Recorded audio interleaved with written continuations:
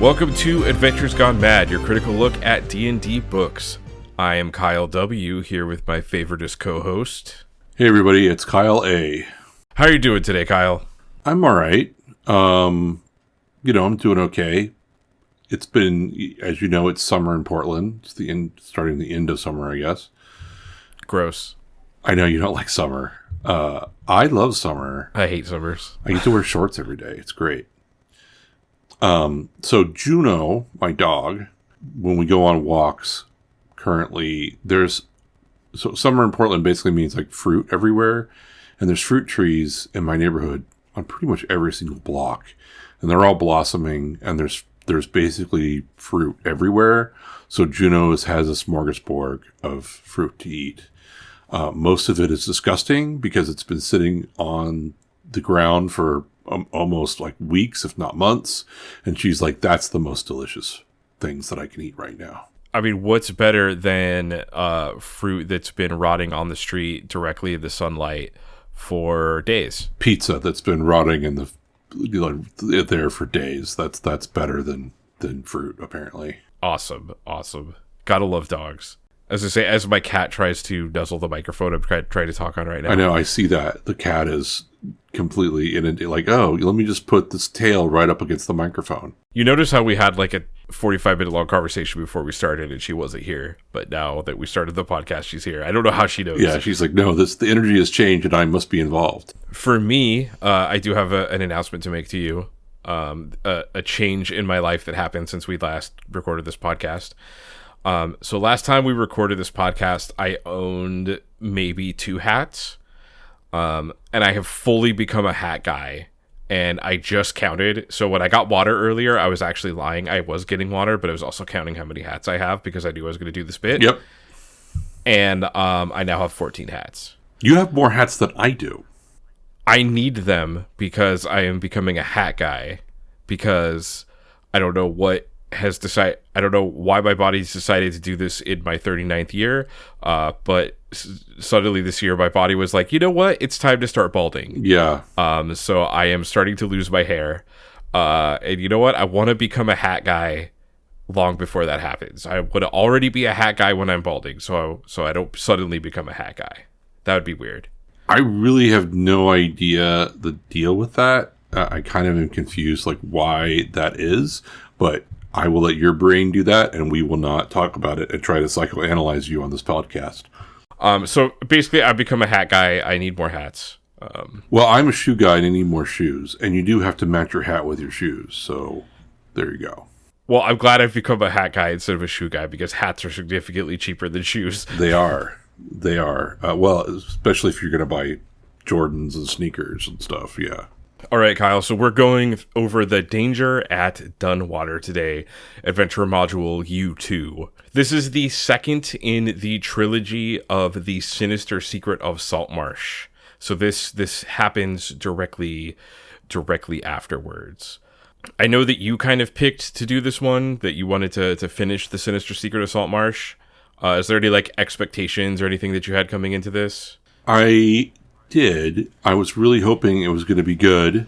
I was really hoping it was going to be something that was memorable, and I actually think it is. I'm actually happy with my choice. I think it is. I'm glad that we're continuing this. This gives it a really good idea about early modules and what people were thinking, and then sort of the next step in that evolution, and I think this module is a good example of it. Yeah, and what I really enjoyed about the Sinister Secret of Saltmarsh was seeing what the UK TSR people were up to. Yeah. Because, they did Fiend Folio. Everyone loves that. So they had a different, there was a different group of people on the other side of, in another country that were coming up with different ideas at the same time as the other TSR people. Right. Danger at Dunwater was released in 1982. The author is Dave J. Browne and Don Turnbull, so the same people that were credited for The Sinister Secret of Saltmarsh. So we have art from David DeLue, Jim Holloway, Harry Quinn, and Tim Truman. Yeah, and all of those are the same people that we talked about in Sinister Secret of Saltmarsh. It's the same group of artists. The most popular movie at the time was E.T. The most popular album was Thriller, and most popular video game was Donkey Kong. We have talked about 1982 before. Yeah, 1980. The beginning of the 80s was a very busy time for TSR and adventures. So Kyle, what is your synopsis of this adventure? The synopsis I would go with is, if you play your cards right, half this module, or maybe even 3/4 of this module, is not played. I agree with that. And what is your synopsis, Kyle? Mine, I just wrote, maybe you should be nice to the lizards. So this adventure was reprinted and remade in the Ghosts of Saltmarsh that came out in 2019, the 5th edition book. So you could find like a modern version of this for D&D 5th edition in Ghosts of Saltmarsh, which compiles, I think, a bunch of these adventures and like some other adventures that have to do with ships and water. And they center it around the city of Saltmarsh. So this is an adventure that is designed for 6 to 10 characters of levels 1 through 4.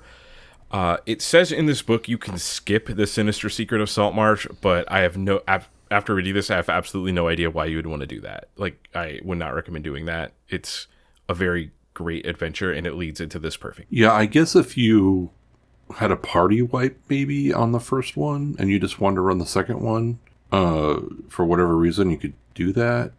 And maybe, I don't know. Yeah, I agree. I don't know why you wouldn't run this. I mean, I guess maybe all your characters are second level, but even if they were second level, it would still do the other one too. But so, I don't know. Yeah, it would definitely be a way different adventure if you didn't have like Oceanus with you and you didn't know anything about the smugglers in Sinister Secret of Saltmarsh. So, or you only knew like half of the story because you died in the mansion. I mean, it would be cool, I guess, to see how that plays out, but it would be way different. Yeah, I mean, I guess it would be like, you guys messed up Sinister Secret of Saltmarsh so bad that we're not going to do that one anymore. We're just going to skip it right to this one. But I have to say, if those fools completely wiped in that module, they're probably going to mess this one up too. Yeah. Hey, that failure could be fun. That failure could be super fun to see what happens. So yeah, this goes directly from Sinister Secret of Saltmarsh. It tells you could skip it, but I would not do that if I was running this adventure. So we start with the synopsis of Module U1. So it kind of tells you what happened in the Sinister Secret of Saltmarsh to kind of, one, bring you up to speed if maybe you ran that a bit ago and you need to refresh yourself, but also, like, I guess they want a complete product if you do not decide to run Sinister Secret of Saltmarsh and just go directly to this. I mean, it is 1982. Maybe I just had enough money to buy this module and not the first one, or the other one wasn't available. So I could kind of see that too. Right, or you just don't know that modules link together, and you went to the bookstore and you saw a really cool, cover art of merfolk people, and lizards. Yeah. I will say as well, the way that the Sinister Secret of Saltmarsh is written prepares you for how this module works, because this is also a thinking module that doesn't really want you to murder everything that you see. Yeah, again, I really love that. I mean, I really love that they're, 1982, we're sort of expanding what it means to have an adventure that isn't just going to be you going into a dungeon and slaughtering everything, even though potentially that's what you could be doing here. But, yeah. It tells you essentially the synopsis of Sinister Secret of Saltmarsh. It has some special notes too that will say, like, hey, the players might have a pseudo dragon, because you could get one in the Sinister Secret of Saltmarsh if things go right. That basically imprints on one of the PCs. And you also, most importantly, might have the sea elf Oceanus with you as an NPC. You really want Oceanus. I really want Oceanus. Like, why isn't I would insist on it. Yeah, and he is like an aquatic elf who only speaks Elvish. So that's like kind of a fun role-playing thing. Like, you might have him with you, but not really a way to speak with him. Like, you might have had to take him back to Saltmarsh and find a translator. So that could be kind of a fun little role-playing thing to do. Yeah, and the module says to have Oceanus be played by a player character at that point, so... And there, in the preamble here, there is a sentence that I just kind of want to point out. It says, in this adventure, the cut and thrust of diplomacy will be more potent than that of the sword if the characters are to gain maximum benefit, which tells you how this is written. It feels very eloquent. those British people, they got a very eloquent way to say, like, hey, negotiate. Yeah, the writing is definitely different than the other modules we've read. Like, I know the Sinister Secret of Saltmarsh, we kind of gave the author some crap for, being like, oh, the language might be different because I'm British. And at first I thought, like, okay, I get it. You're going to spell favorite with a U and color with a U and artifact with an E. But I'm used to it. But no, the language he uses is actually different. Yeah. Like, we'll get into that a little bit for a couple sentences. But it is written in a different voice by a different person that we don't see in the other modules. So on the next page, we get some really cool art of what the area around Saltmarsh looks like. Yeah, because he's trying to point out to you that Saltmarsh, and I'm sure that the third module, we haven't read that one yet, but we probably will. That Saltmarsh is going to be an important thing. So it gives you some pictures to set the tone. It goes through what the DM needs to do to set up Saltmarsh. So it tells you, like, hey, come up with the town council, come up with like what species they are and what they're named, and then like come up with a tavern and all of this stuff. It guides you through it, because I think primarily they're saving some space on here, but they also kind of want to teach this is a beginning adventure, at least the Sinister Secret of Saltmarsh is.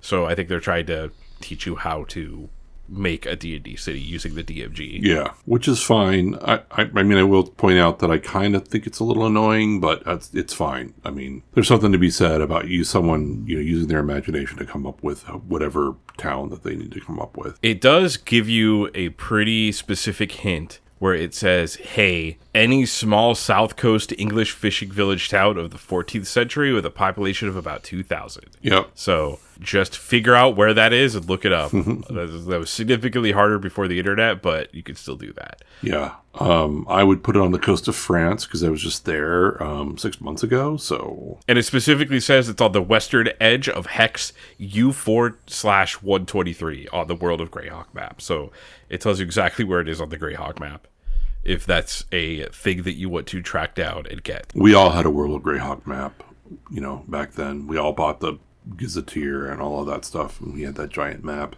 Well, this adventure tells you what exact hex you're on, if that's a thing that interests you at all, and you can start your adventure there. The next page 4, we get into the introduction. It tells you about the general plot of this module, where there is a discovery of a lizardmen colony in close proximity that was not there before. The people of Saltmarsh are scared, and they want you to investigate and deal with them. Yeah. They want to arm you, and they're going to give you money to deal with the threat, quote unquote. And you did find some hints. So in the Sinister Secret of Saltmarsh, you encounter some lizardmen, just random. Like, you go into a room and there's lizard folk there. So it's kind of like randomly like, hey, why are you here? That's weird. And you also find, I guess you have the chance to find, you could overlook it, but you have the chance to find some writing from the Lizardfolk that are trading with the smugglers, and it seems like the smugglers are selling them weapons, so Saltmarsh thinks they're preparing for war with humans, essentially. But they're gonna attack Saltmarsh, and so, they want you to deal with it before they have to. So we also get the reward here, so it's going to be a 5,000 gold reward paid for successful completion of the adventure. So to go figure out what's going on with the Lizardfolk. I think the adventure wants you to paint it as like, hey, you should go kill all these Lizardfolk that are up to no good. Yeah, Lizardfolk are evil, right? And one interesting thing to note, you can rent a ship for 2,500 gold. And I kind of like that design for this module, because this module wants you to be careful, and one way to make PCs careful is to punish them 2,500 gold if they don't return the ship. Yeah, that's great. It's a deposit. And we also get the return of Tom and Will Stoutley, who are two NPCs that help you sail a ship in the first adventure. And you do know where the lizard colony is because of the first adventure. Right? There's like a little map. Right. You have your choice of how you're going to get there, and one of them is the ship, and you should obviously use the ship, because if you don't, it's a pain. Yeah, so the ship is the easiest way to get to it, and you also have Tom and Will Stoutley to help you, who are the level fighters, It kind of states that they'll help you do whatever, but they are primarily there to deal with the ship, so they're not going to do anything stupid. You also have Oceanus there. Yeah, so Oceanus should be with you as well, who is probably, comfortable just swimming next to the ship and scouting out for you. Okay, it also just basically says, by the way, if you captured the sea ghost from the Sinister Secret of Saltmarsh, because it basically, most people, PCs are going to want to take that ship and make it theirs. It basically says, it's too big, you can't do that. If the players basically insist on doing it, to give them 2 attempts to sail, to run it aground on a sandbank, or have it meander in a vague and uncontrolled way around the small harbor to reinforce the message that they must find another way. Yeah. So it's we know your players are going to be stubborn about this, so here's some tips. Yeah, they're going to want it. No, we could sail the big ship. What do you mean? If you do go through the marshlands, you will encounter automatically encounter the Bullywug ambush. Essentially says, there would be one out of the random encounters, there's a certain one, which is the Bullywugs. Yeah, and you'll still have a chance of also finding all sorts of other stuff that you have to encounter that you wouldn't encounter on the ship. So page 5, the next page that we go to, there's a lot going on this page. Essentially, it gives you the background to the war. So it tells you exactly what's happening here with the Lizardfolk. And Kyle, what's actually going on here?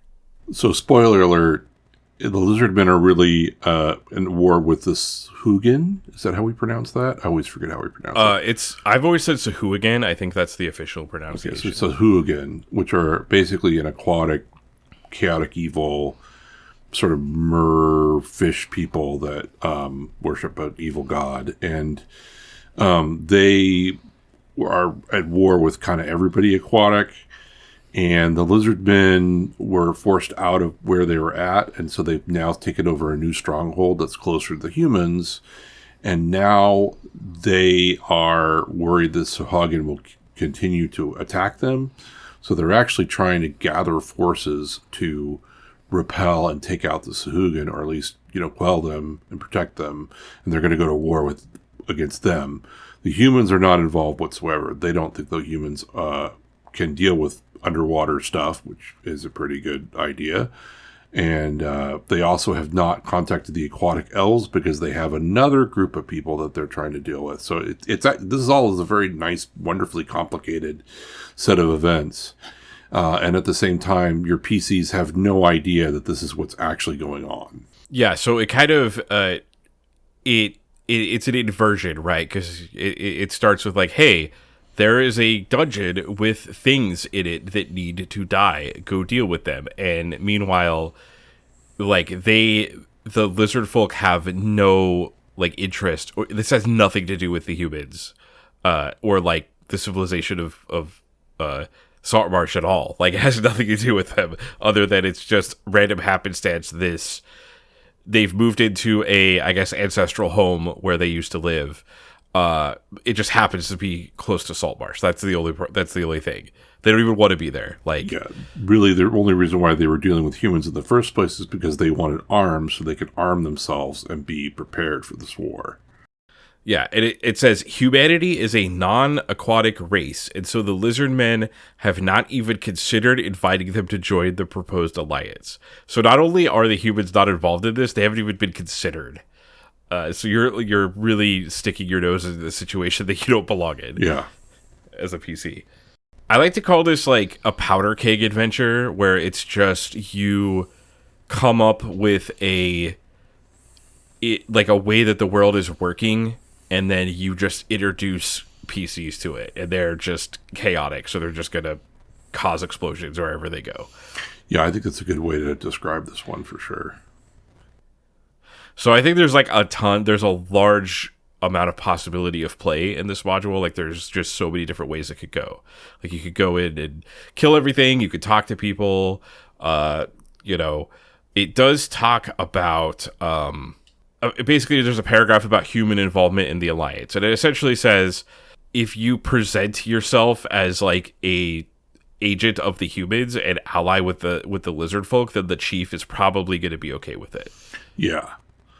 So really one of the main points that you really want to make sure you allow your PCs to be able to do, and if not, try to guide them, is that maybe the lizard men aren't what they appear, and they're not that interested in killing humans. So somehow you have to sort of get that across to them so that there's some level of parlay at some point during this adventure with the lizard men. Yeah, and it does say that the chief will actually consider humans to be like have more ingenuity than he previously thought, if due to how brazen the PCs are. Right. So he actually like will take to the PCs pretty well if you actually talk to him. My favorite part of this is learning about what a wergild is. Yeah, wergild. I had to look that one up too. Did you know what that word was before reading this? No idea. I had no idea. So it does talk. So basically it says like, if you ally with the Lizardfolk, they're going to demand certain things from you. Basically it's like, if you've looted any treasure, you have to return it. But it also says the chief will insist on the party paying the tribe wergild for each and every one of his people the adventurers have killed. His asking price will be around 10 gold for each male, female, and egg. So wergild, definition: in Anglo-Saxon and Germanic law, a price set upon a person's life on the basis of rank and paid as compensation by the family of a slayer to the kindred or lord of a slayed person to free the culprit of further punishment or obligation and to prevent a blood feud. So, actual, like, word that they use there. Yeah, it's really saying how much is a human life. Like, like, oh, you can't put a price on human life. Well, wergild. So yeah, we did do that. We've done that before, and humans are terrible, but we even came up with a term for it. So there you go. So sorry, I killed a couple of your serfs. Here's some gold. Right. We actually killed your general. Oh, sorry about that. That's like 50 gold. So this reminds me of one of my favorite flavor texts in Magic the Gathering, for the card reparations. The art, it like depicts a guy pointing at a chest of gold, and the flavor text is, "Sorry I burned down your village, here's some gold." Yeah, pretty much. I will point out that they say the important note: this is the most tricky aspect of the adventure for the DM to regulate. It will be quite possible for the party simply to mount an offensive against the lizard men, trying to kill all they encounter. This would mean that their chances of learning the lizardmen's true intentions are slim and would cause some problems in the linking of this adventure with Module U3. So if you just kill everything, you go... Going to U3 is hard. If you make this into just a dungeon crawl, the next adventure is going to be hard to do. And, this is in... Yeah. I think one of the important parts is that you really don't want this to be a dungeon crawl. At some point, even if your PCs are stubborn, you want to edge them towards, negotiation, and things are not what they seem. And, that's what would be the surprise fun part of this module.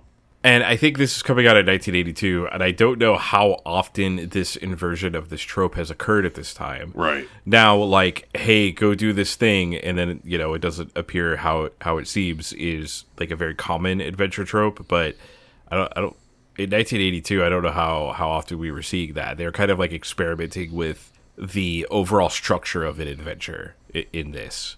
And I think he realizes that, so he's like, that's why this important note is there, because it's like, hey, just so you know, maybe think about how you're going to, if you want to do U3, think about how you're going to link this if your players start just killing everything. Right. Like, maybe nudge them a little bit towards diplomacy somehow, if that's occurring. Yeah, and then, like, the wergild becomes a thing, because there's also, like, so I also know that PCs want to get rewarded for all the things that they do, and in looting dungeons. So here's some possible solutions of them not getting the treasure that's in the in the lizardmen stuff, and getting some stuff in there because maybe they went inside and killed some lizardmen, and so we want to give them some reward for that, or maybe some of the treasure, and because they need to get experience, and so it's you can see that they're trying to come up with solutions as to like how do we reward the players for not necessarily slaughtering everything, because normally D&D is all about slaughtering everything, gathering all the gold, getting experience for all that, and then moving on. It does realize that there might be an issue with the Wereguild as well, like you might not have enough gold to pay it off, or the players just might simply refuse to do it. It does kind of talk you through that. Like, one of the things it says is like, hey, a orderly character might be going against their alignment if they are refusing to do this. Yeah. And it also gives you some other things. It says like, hey, maybe the Saltmarsh Town Council will pay it for you. It says like, you should also reward experience points for each gold paid and count it as like a treasure, so that players like don't refuse to do it on the basis of their losing experience. Right. And there's like a sentence here that I read like 3 or 4 times because I have like, what does this mean? So reward each character experience points for each GP of Wereguild contributed to a one-on-one basis. And then this other part where it says, as above, but on an N1 basis, which, like, I have to admit, math brain, I just want to stop reading when it says N1 basis. Like, and I'm like, this is great. Yeah, and it to be determined by the DM. For instance, N equals 1 for characters of good alignment, who should, recognize, hey, you need to pay for a loss of life, and N equals 1.5 for characters of not good alignment. I don't want to do that. So, I'm reading that, I'm just like, no thanks. Right, it's much easier just to go 1-for-1 basis. I don't care what your alignment is, you're getting silly. But it's just funny, the author's like bending over backwards, being like, I know your players are going to deal with this Wereguild thing, and it's going to be odd for them. Yeah, they're going to be like, what? No, we kill the lizard. We can't kill the lizardmen. Well, I don't get any experience. What do I do? I went into the Caves of Chaos and I killed everything there, and I didn't have to pay Wereguild. Why do I have to do it? Yeah, here? What the fuck? One of my favorite things though about this is it does give you the module has an optional venture in the back. I love the optional venture. Yeah, so the optional venture, there is a small mini adventure in the back of the book in the appendix, where it basically says if there is some sort of issue with the Wereguild, you could just use that as the leader saying, okay, well, you can't pay me for all the eggs that you smashed and children that you killed, but go do this adventure for me and I'll deal with it. Right. We'll get rid of your Wereguild. So it does give you that option of like rewarding your players in a way with another adventure. Like it might be pretty tough, but at least it's a way to get out of the Wereguild problem. Yeah, I think the Wereguild problem is amazing. Like, I totally want players to go through half of this dungeon, kill everything, and then realize, like, the lizardmen aren't bad. Yeah, and it's an interesting complication, too, because the game is not like, how dare you kill the Lizardfolk? It's awful. I can't believe you did that. You're terrible. It's just like, yeah, okay, that I needed them. They're worth 10 gold to me. Pay me 30 gold for the 3 lizard folk that you killed. Yeah. Like, it's a pretty logical thing for the chief to do that. Right. So I do like that. Like, that's a really there's obviously the complication of this is like there's something different going on that the players might not know about, but it's a really interesting complication to have this type of thing come up. Because, you're talking to the Lizardman Chief, it's like, oh, oops, we killed, 8 of your soldiers. Sorry. It's like, okay, well, you have to make it right somehow. I could be a lot more than that, too, because there's eggs, there's females, there's all the guards. There's a lot of lizard people in this dungeon, so depending on how far you get before realizing maybe you shouldn't have been killing all those people, it gets really, it could be very costly. It also gives you, so on the next page, on page 6, it also kind of talks about, hey, if the Lizardman Chief is killed somehow, it gives you, the order of succession of who he'll be replaced by and who you'll deal with. So, somehow, if you kill the Lizardman, if you kill the Lizardman Chief, the succession will go to, he will be succeeded by the Sub-Chief. Should that person be killed, then they will be succeeded by a warrior officer. If all those are slain, it falls to the most senior surviving shaman. And if it goes to the shaman, it gets interesting. It gets basically because I think they talk about this later, so I don't want to spoil that yet. But there's a whole other piece going on within the politicking within the Lizardmen as well. So he's giving you like, okay, if this happens, does he mention it in here? It's too late. The shaman will denounce the alliance. Yeah, if it gets down to the shamans, they're just like, hey, yeah, we're out. We don't want involvement with anybody. We're out of here. One thing that I really thought, like, I actually stopped reading when I got to this part because I was like so surprised. So it mentions, he pulls. So the shaman will denounce the alliance, pull the lizard people out of it. By the way, I do need to talk about this. They say lizard man and lizard people, like they just interchangeably say what they say. Like we've obviously switched to Lizardfolk now, but it is kind of like I keep stopping every time and being like, why did you use that one this time? Yeah, right. Like, why are they lizardmen now?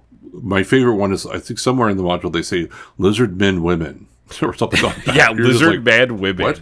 So it says the shaman will denounce the alliance, pull the lizard people out of it, sacrifice the aged lizard man minister to the lizard man's deity Simwana. How do you say that? Simwana? Yeah, Simwanya. Yeah. Simwanya. So I stopped reading that because I was so excited it actually named deity. So many of these modules are like, yeah, they just worship a god. Like, yeah, they worship a god of this, a good god. Oh, they don't like give you anything. We should look up and see if Deities and Demigods had been out by 1982. I think it had. Stop time. Time begins to move. Yeah, so we just had to make a little confirmation, but yeah, Senmuanya is in the Deities and Demigods book that came out in 1980. Yeah, and is very much not in favor of hanging out with humanoids. Yeah, it seems to just be about survival, which we're going to get to a little bit more when we come to the political structure of the Lizardfolk. But yeah, I was just really excited that they actually named a deity. Like, I love just looking that up. And, in D&D, I've always been into, like, deities and clerics. Like, clerics have always been my favorite class of D&D, just because I love the idea of you're instantly tied to the setting when you become a cleric. So just naming a deity here is just, I love it. Yeah, I'm also, I just looked at the Deities and Demigods book, and I remember being so fascinated with all of those. And I even remember when I went into a doctor's office and I had it, and I was reading about Finnish gods, and this doctor that we had freaked out. He was like, how do you know about Finnish gods? Because he was Finnish. Did you have a conversation with him about it, or did he just see you reading it? I did, yeah. Because he saw that I was reading it, and he's like, why do you have... And I don't remember the Finnish god that I was reading about. It was just like a picture of, equivalent of Thor or whatever. Yeah, and it had the names in there, and he looked at it, and he was like seeing the names of all those Finnish gods, and he was like, why are you reading about that? I'm like, oh, it's part of a game. And he's like, well, I studied all that stuff because I'm Finnish, and I was always really interested in all that stuff. And I was like, oh, yeah, that's cool. I was like, have you ever heard of Dungeons and Dragons? Yeah, of course I was like, Dungeons and Dragons? Did you know about D&D and all that stuff? And he's like, I have no idea what you're talking about. I was like, oh my God, this kid's worshiping the devil. Yay.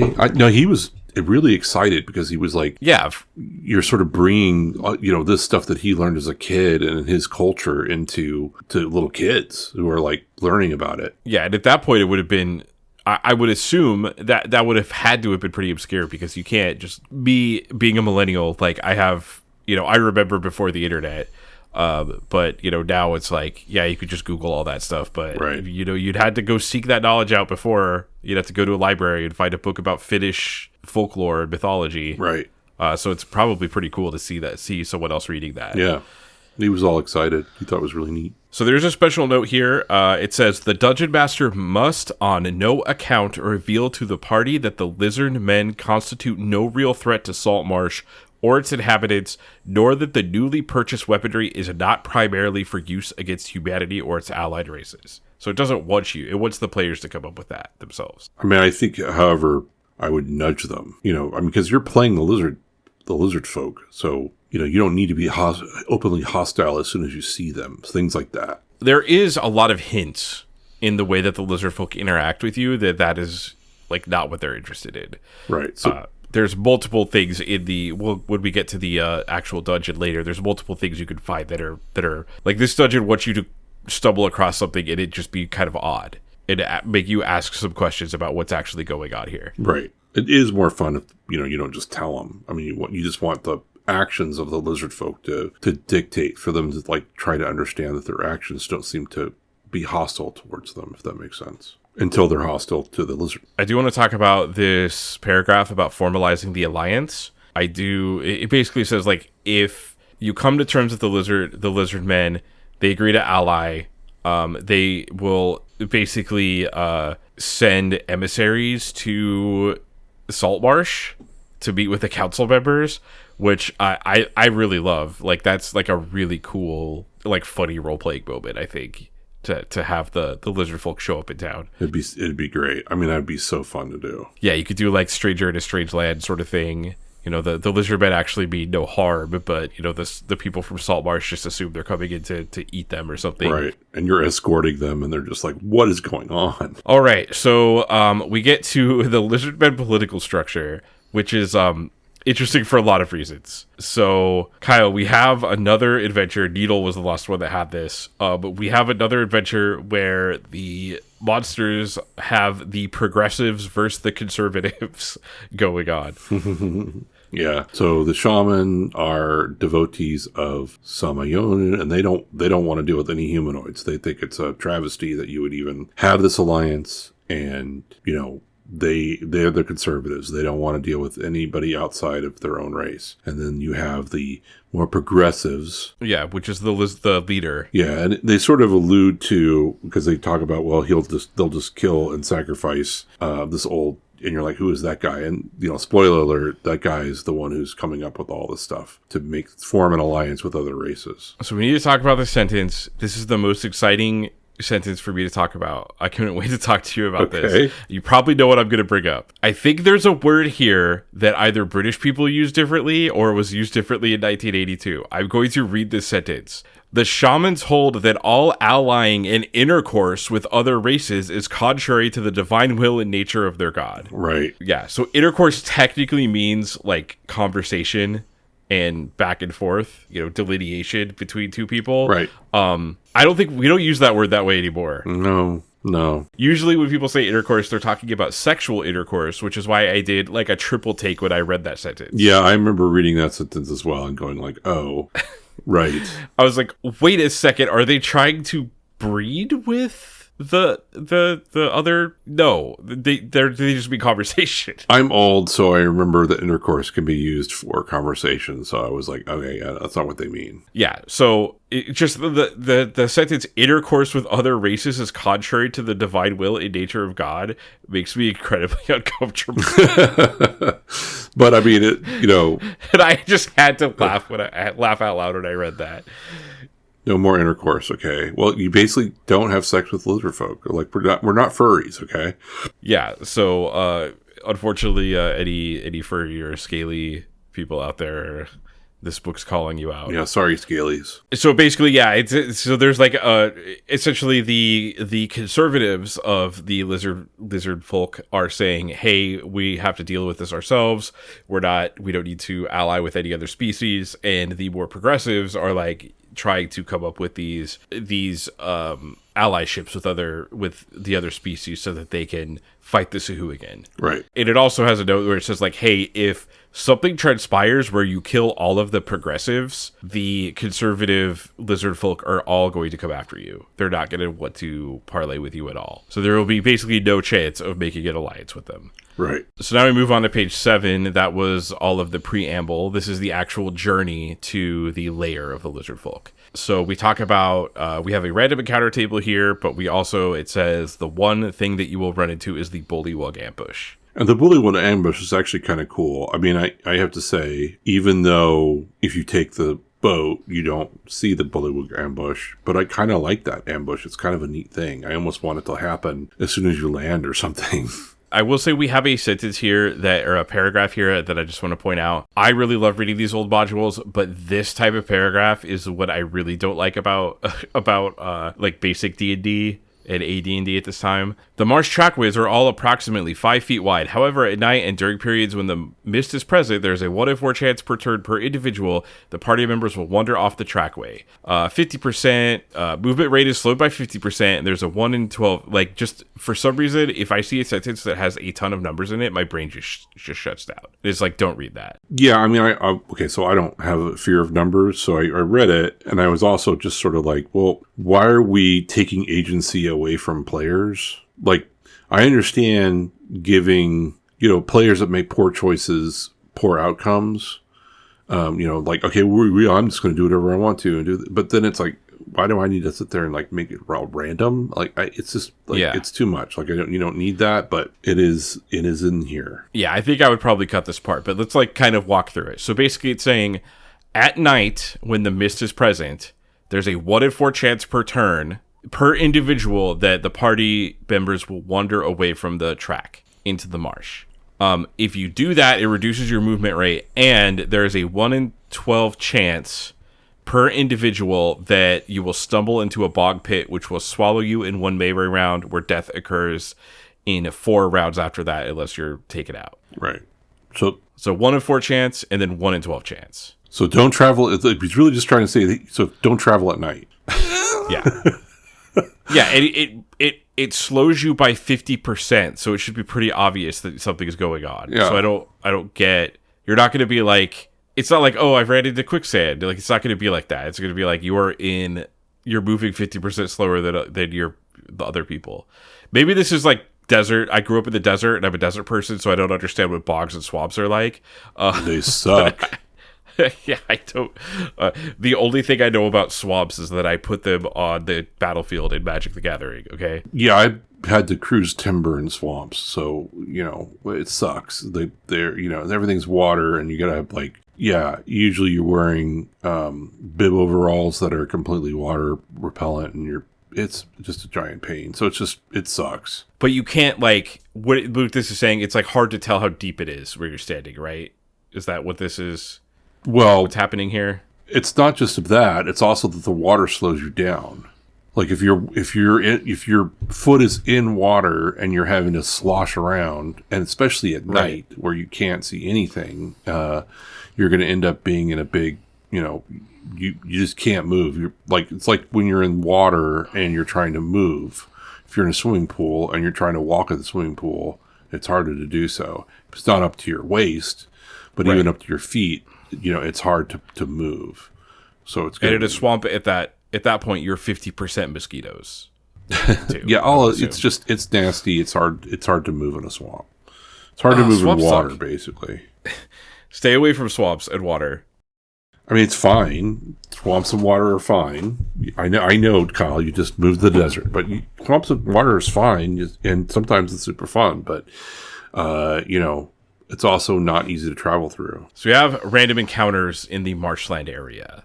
So this is on top of the Bullywugs. Here's other things you can encounter. They all just seem to be swamp-related stuff. So there's 2 giant constrictor snakes, 4 giant leeches. Which scares the shit out of me. I don't know what to tell you, man. Giant leeches that give you diseases? Fuck off. Yeah, that's true. There's a 50% chance that a bite will cause a disease that will be fatal in 2 to 5 weeks. It's like, oh. Also, like I don't know, the idea of a giant, when you say giant leech, I think of like someone like half the size of a person. Yeah, I think something that's like the size of a dog. It's like a big dog. Getting it off is like, it's like a shirt on you. I mean it's a 3 hit die creature with 18 hit points, so it's a big, that's a big leech. Yeah, I mean, I'm sure that, like, I'm curious how fast that can train a human in this. Right. There's also a giant poisonous snake. If you're hit, you save versus poison or die in 1 melee round, so that's pretty fun. Pretty intense. Yep.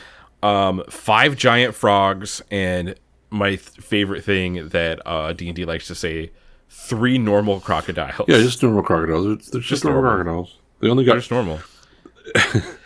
I like they only have 20 HP. Yeah, they're 3 hit die creatures with 20 HP.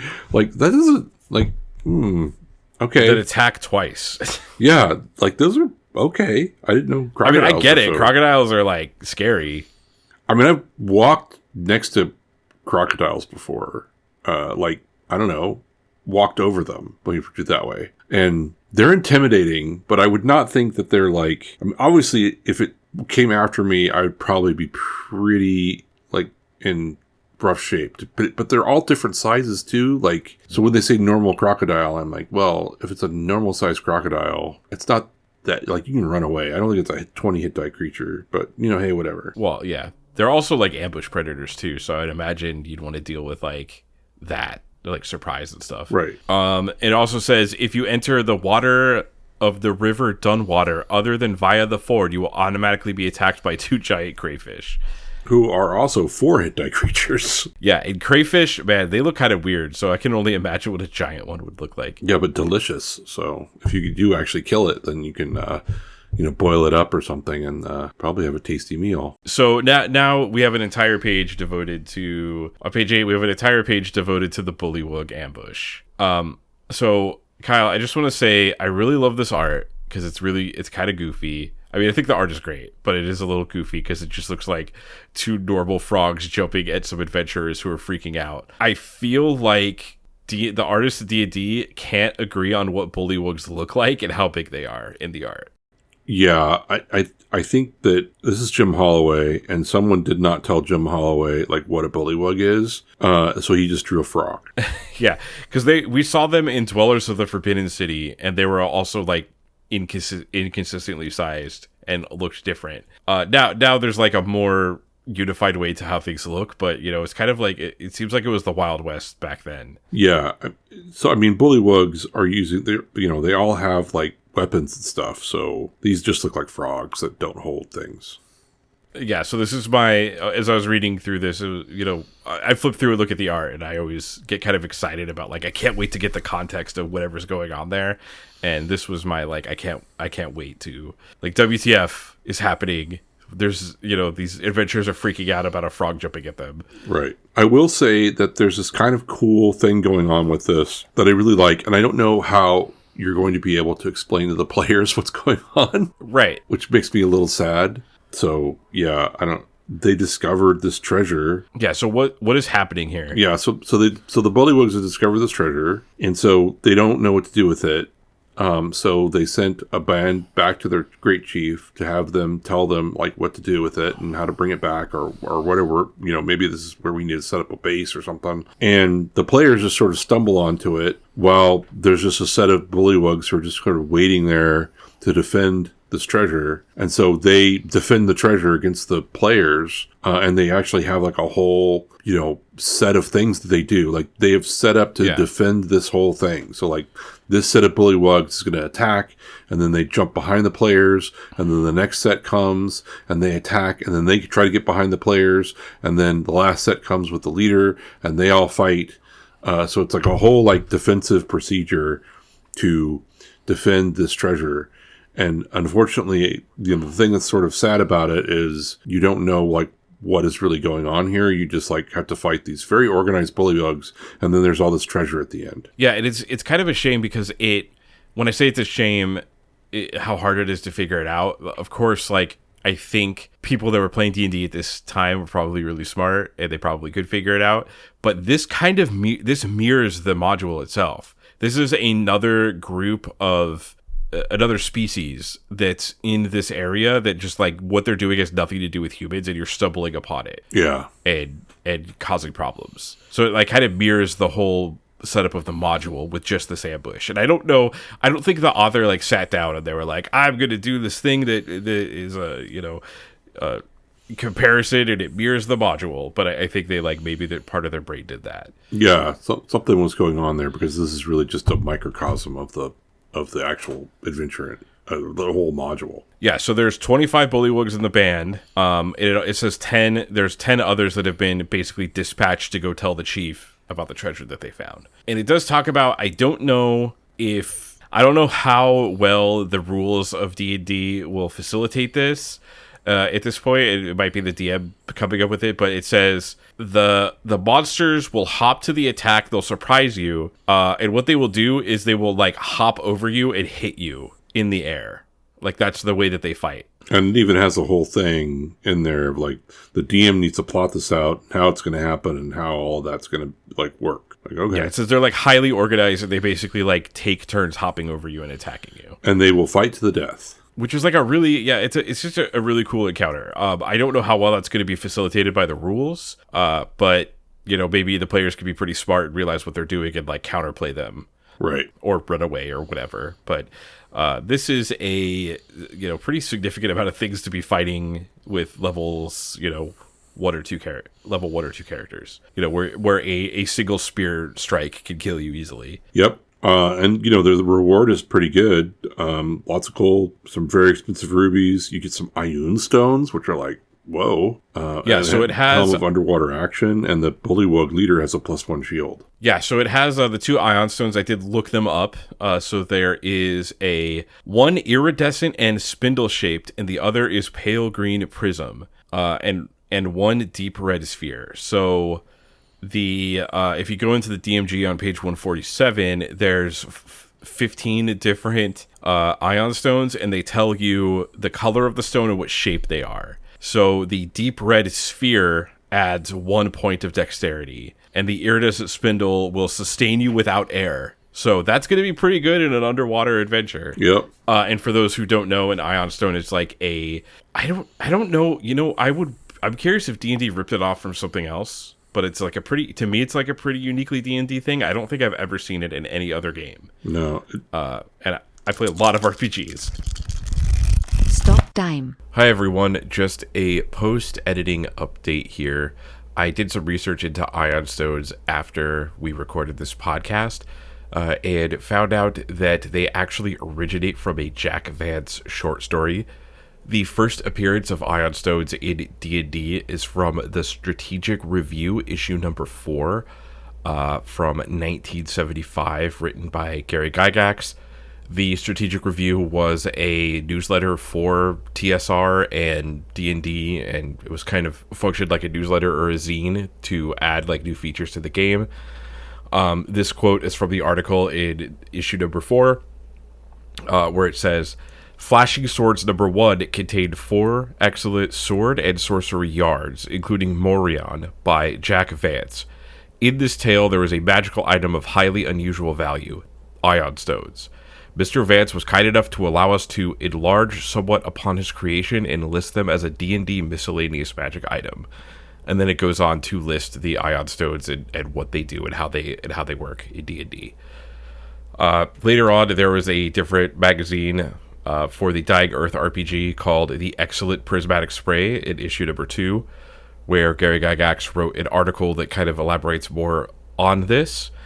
He says, "Later on, when I got in touch about the ion stones, permission was graciously given, and so a new and unique set of magic items were added to the D&D game. Indeed, what mage did not long for those 14 different colors and shapes to be circling his head?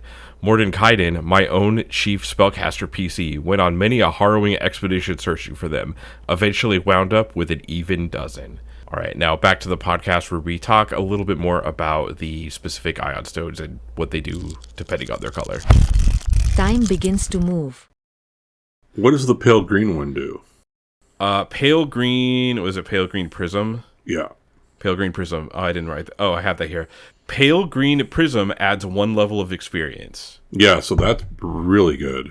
Especially if you're a wizard, right? Because it takes way more experience for a wizard to level up than like a thief. Yeah, and like if we have a 2nd level wizard in the party and suddenly you get 3rd level, you get 2nd level spells at that point. So yeah, so that's nice. So again, Ion Stone. I've always said Ion Stone. I don't know the actual pronunciation. I'm sorry if I'm pronouncing it wrong. It's like a stone that you put next to your head, and then it orbits your head, and you get a buff based on what it does. Yeah. And in later versions of D&D, you can target the stone. Like if you see someone that has a stone on their head, or orbiting their head, you can attack the stone. Yeah. It's always been a thing that's very D&D to me. I wonder if it was taken from some other like fantasy novel or something. It's like probably like some random Jack Vance novel that you know Dave Artisan and Gary Gygax read forever ago. And then there's also the Helm of Underwater Action.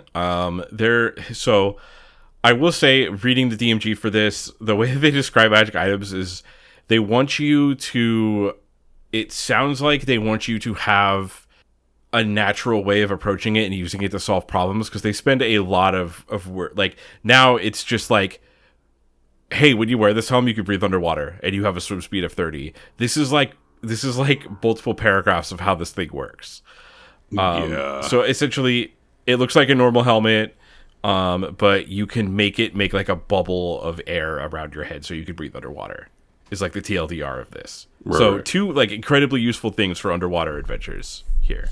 That's why I'm almost like, even though you're not supposed to, like, if you take the under or the over the water, you take the boat, you don't have this encounter. I'd almost like want to have this encounter anyway, somehow. Like, maybe once you get off the boat or something. I don't know.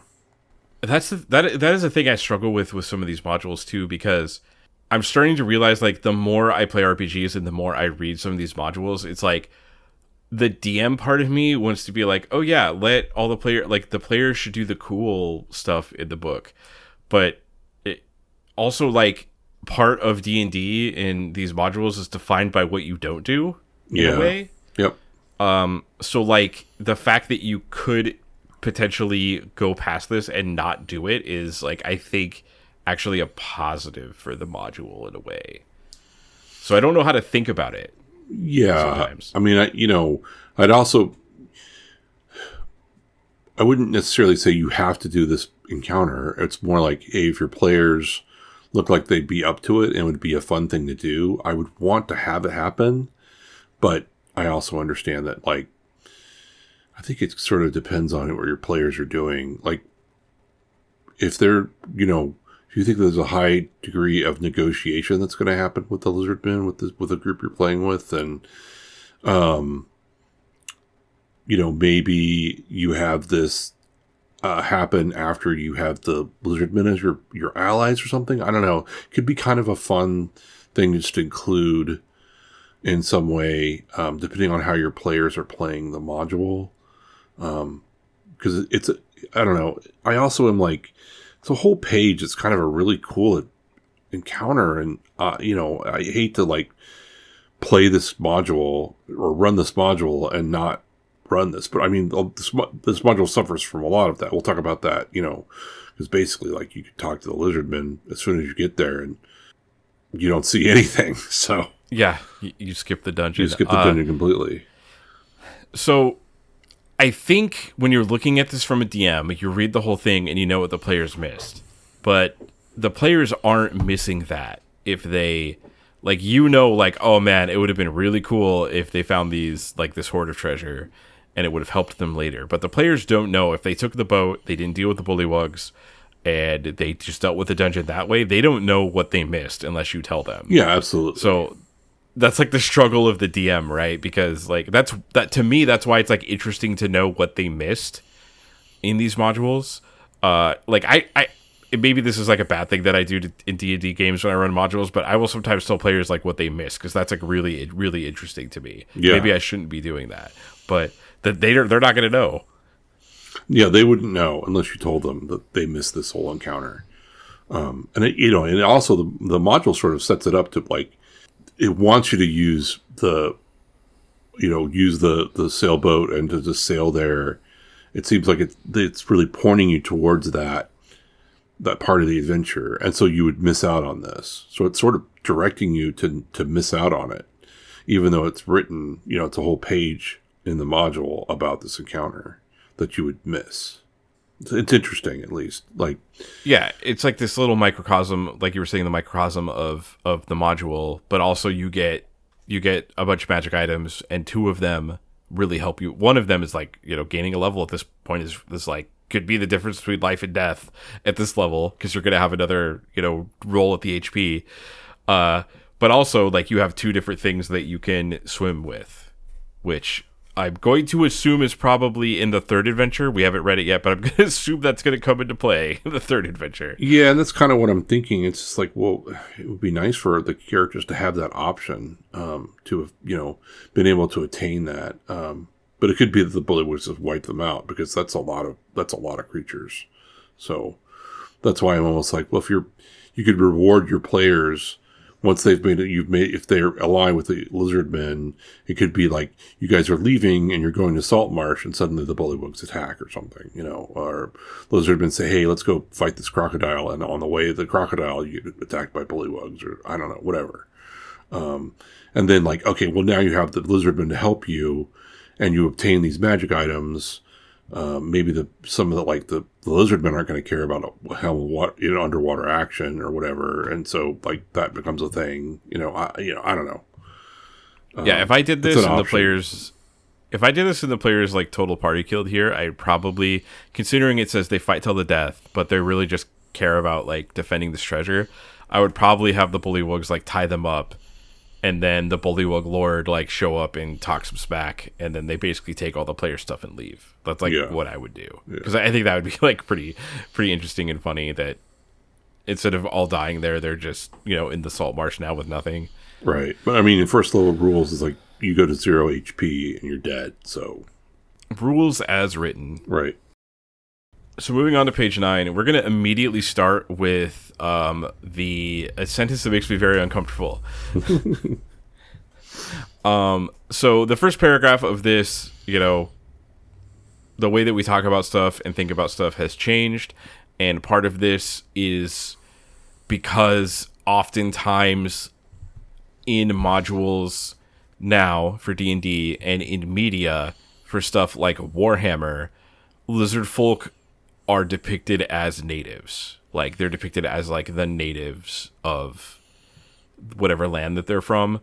And the first sentence here is, the lizard men in this particular colony are more highly developed than others of their kind. Just, like, kind of weird thing to say about sentient creatures. Yeah. Like, very, like, colonial language there. I mean, it's 1982, and, there's... we still have shows about cowboys and Indians. So, and Indians are always the bad guys and cowboys are always the good guys. And, so yeah. It goes on and kind of digs its own grave too. Cause it's like, where is it? So I'm just going to, so the lizard men in this particular colony are more highly developed than others of their kind, as witnessed by their ability to use sophisticated weaponry and their readiness to ally with other races when necessity so dictates. However, they still lag behind other more intelligent races so that the construction of their lair is simplistic.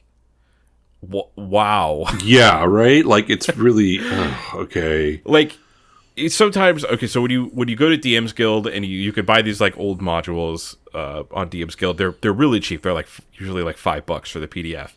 There's always a statement at the bottom by Wizards of the Coast that it's kind of like the Looney Tunes at the beginning of Looney Tunes now, how it says like, we still we don't believe this stuff anymore. This was a different time. It was written by people that like depicted things in ways that we don't like, but like we still have this up here, like historically.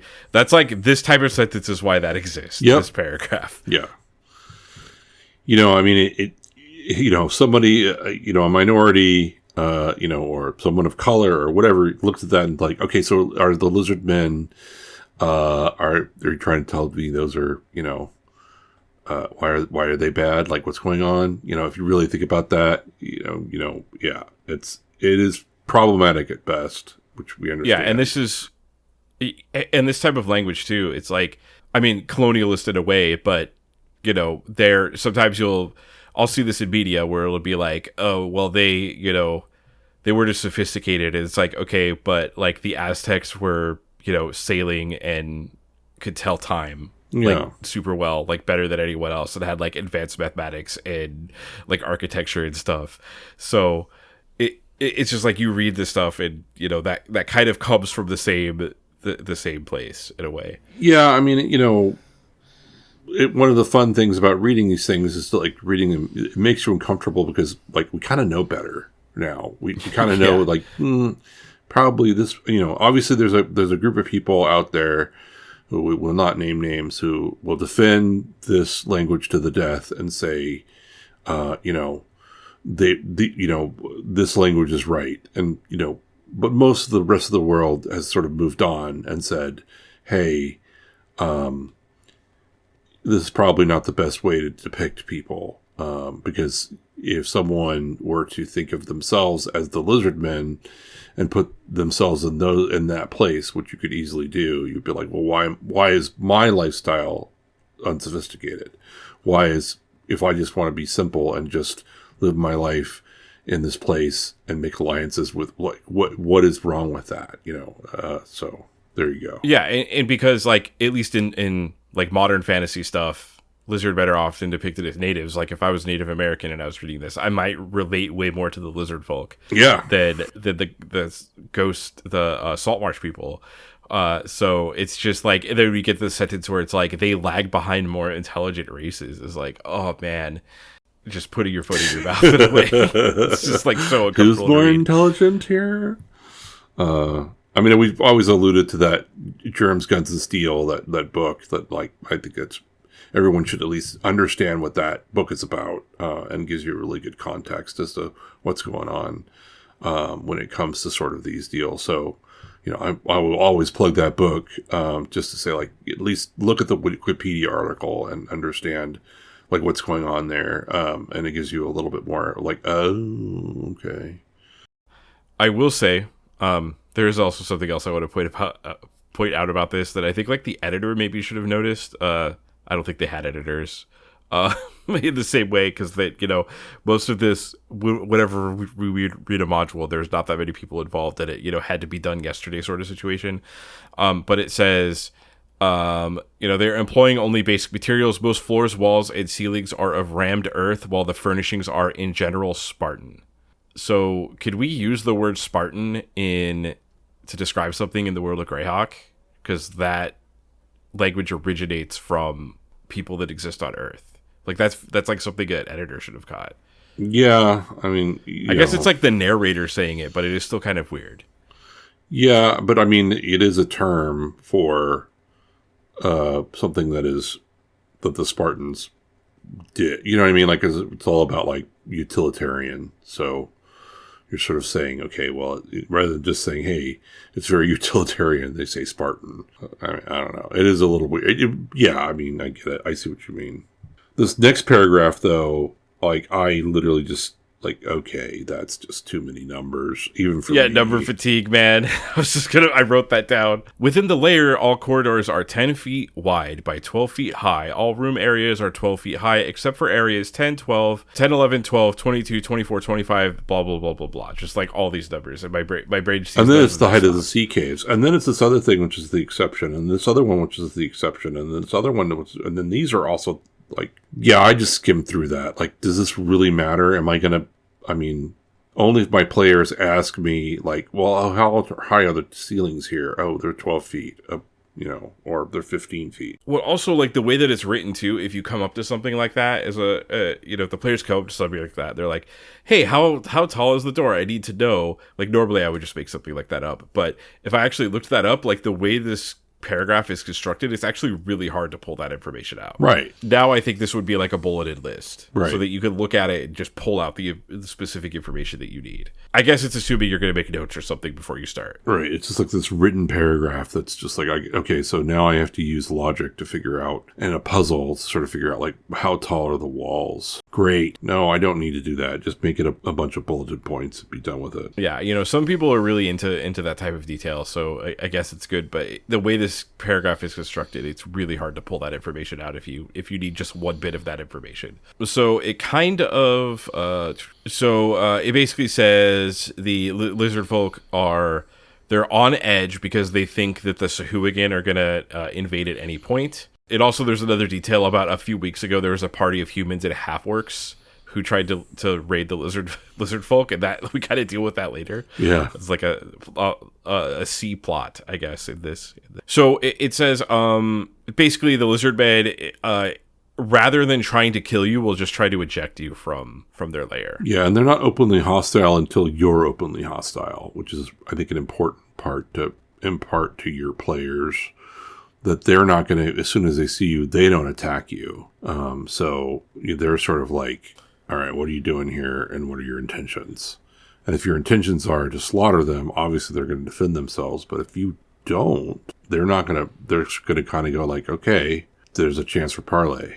Next, there is a detail that I really like. That kind of this type of thing when it comes to the simulationism, I think is a better thing that D&D does than telling you that the roof is exactly 12 feet high. Yeah. It says that talks about the personal possessions of the Lizardfolk.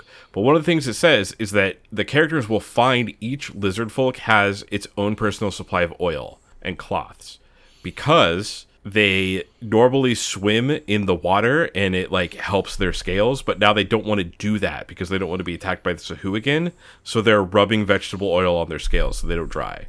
Which I think is a cool detail to like tell people. Yeah, because it's like a way for it's a hint that something's going on, right? Yeah, because the players are gonna different is going on here. Yeah, because they're first of all they're gonna kill some. If they kill some of these lizard folk, they're gonna find that they all have this oil on them, and it's just normal vegetable oil. It's not really like a perfume, which you might think of at first, and then you're gonna be like, start putting two and two together. Like maybe the players will ask like, oh, what's this cloth for? Oh, the cloth has vegetable oil on it. Does the lizard folk himself have looks like when you look at his scales, like you could tell that they oiled their scales up and they're all doing this, right? Like something that's weird, like it's strange, like and I think it's easily to impart to the players that like normally, yeah, I think you're pretty sure that you've heard that lizardmen just are usually aquatic and they don't really need that. So it's kind of a strange thing that they're doing that.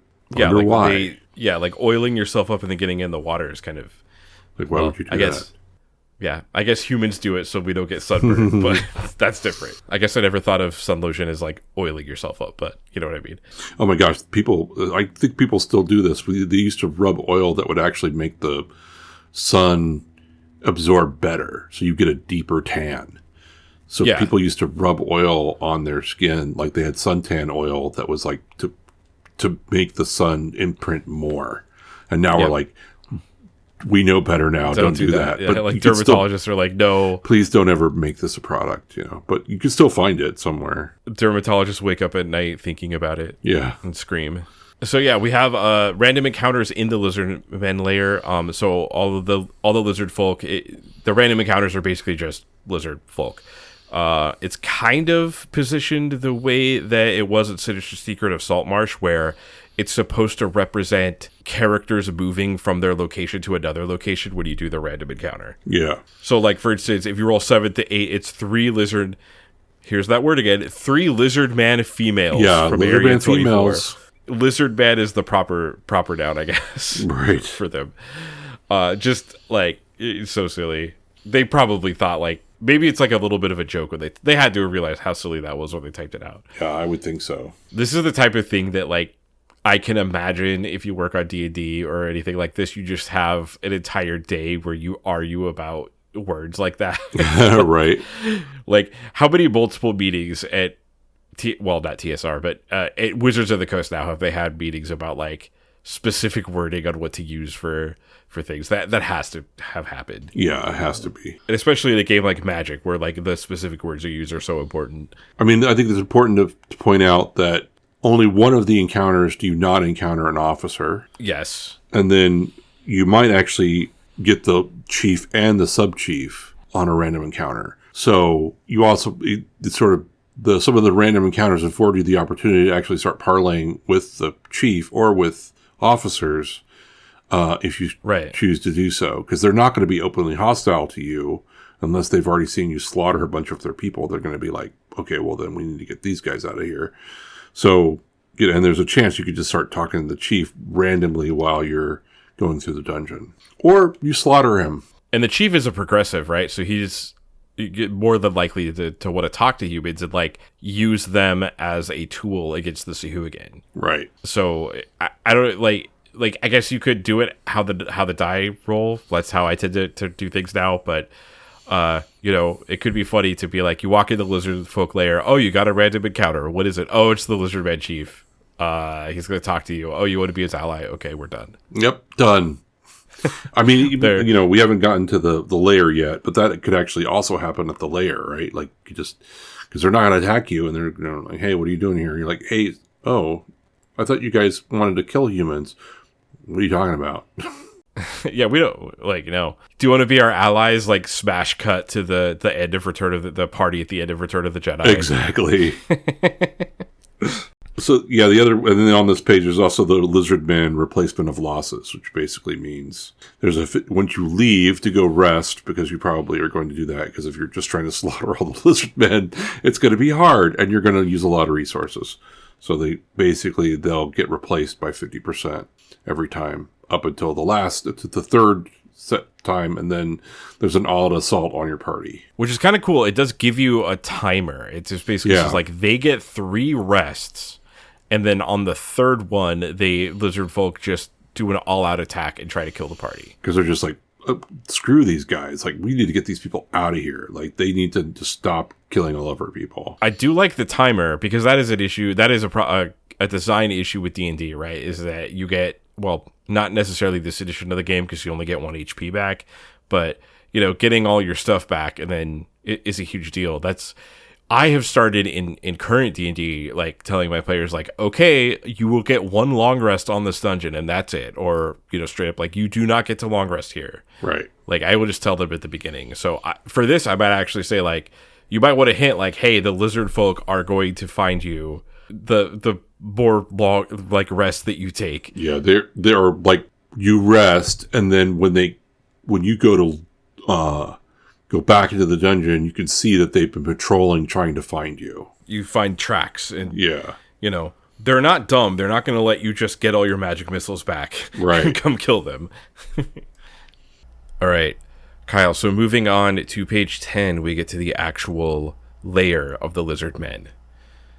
So the first note I have is the way that we're going to talk about this, we're going to go through and just talk about things that we see that we think are interesting. We're not going to talk about probably the whole thing. This is a pretty interesting little dungeon because, as we were talking about before, there's the possibility that you just immediately skip it all and then talk to the chieftain and make an alliance. Yeah, like even this first room that we're coming up to, you have to remember that the Lizardmen aren't going to attack you first. So it could be that you get to the entrance here, the Lizardmen are there, they see you, and depending on how, the DM does this, it could be that, they start parlaying right there. So, yeah, we kind of just don't want to go through the entire room by room. Somebody who is a masochist and wants to, like, kill everything, I guess. Like, I don't know what you want to call that. Just, sure, we could go through that, but we sort of feel like there's a really good opportunity in here to make it interesting so that they parlay and you don't see some, if not all, of this dungeon. Which is kind of a shame because I really do like this dungeon. Yeah, it's well done. So, but then again, like, the whole point of this module is that you could be smart and go through it in a different way. So I think it would be kind of disingenuous if they forced you to go through the dungeon just because they want you to see it. Right. So first things first, we have another dungeon that has a hidden entrance. So a stout wooded door, closed but not locked, blocks a short tunnel whose entrance is concealed by shrubs and tall grasses. So that's like a repeated theme in these early modules, is like all of the dungeons have to be hidden. And detect this concealed portal, which is probably some percentage chance, and hopefully somebody rolls that percentage chance, because it'll be awkward if they don't. Right, and once again, the adventure is like getting to the dungeon. So that's just another feature of these early modules, is they want some pomp and circumstance when it comes to going to the dungeon. I think of the ones that we read, I think White Plume Mountain is the only one that's like it's somewhat hidden, but you could just be like, yeah, you're at the entrance. Yeah. So at the entrance, there's a guard room. Essentially, if they hear you and you cause a ruckus, it just talks about how, guards from other rooms will walk in and join, and et cetera, et cetera. So it's another dungeon where sound alerts everything else in the dungeon. Yeah, it's good to point out that basically they're going to work in concert with each other. So, this guard, there's 5 guards in the first entrance, let's just say. So let's just say, okay, well, you see that, and then, like, if they go and attack, well, one of them, it's pretty easy for one of them to split off, go alert the other ones at the barracks, so there's 7 of them there, and then they might go to the officers' quarters. I guess there's not anyone in there. But still, like, they're going to start, you're going to start seeing a lot of Lizardmen if you are intent on fighting them as you go through the dungeon. There is a detail I did want to point out about the officer's quarter, and I noticed this is like a repeated thing that's happening throughout this dungeon. In the officer's quarter, some of the loot there. So there's a leather purse containing 50 EP and a chunk of violet colored crystal. And it appears to be valuable, but it is in fact worthless. Yeah, there's a kind of a weird thing. Yeah, so does that add to the adventure at all? Does that add to the mystery of it to find a weird violet colored crystal? Like, I don't know if that's fun for the player, or like if it's going to be disappointing when you find out it's worthless. Yeah, it's almost like being penalized for for stealing everything, I guess. I don't know. It's interesting.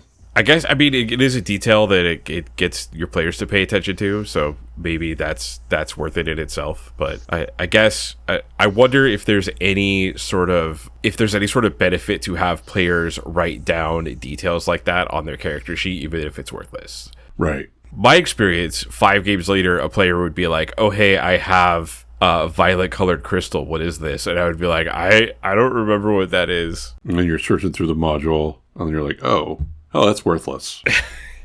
Yeah, that's my experience how this would work. So maybe we haven't figured that out yet. Or people playing it in 1982 were way more detail-oriented than me. So moving over to page 11, obviously the first thing I want to talk about is the art here. Oh, yeah. First of all, I love Lizardfolk and the way that they're drawn. They're drawn differently in like all these photos.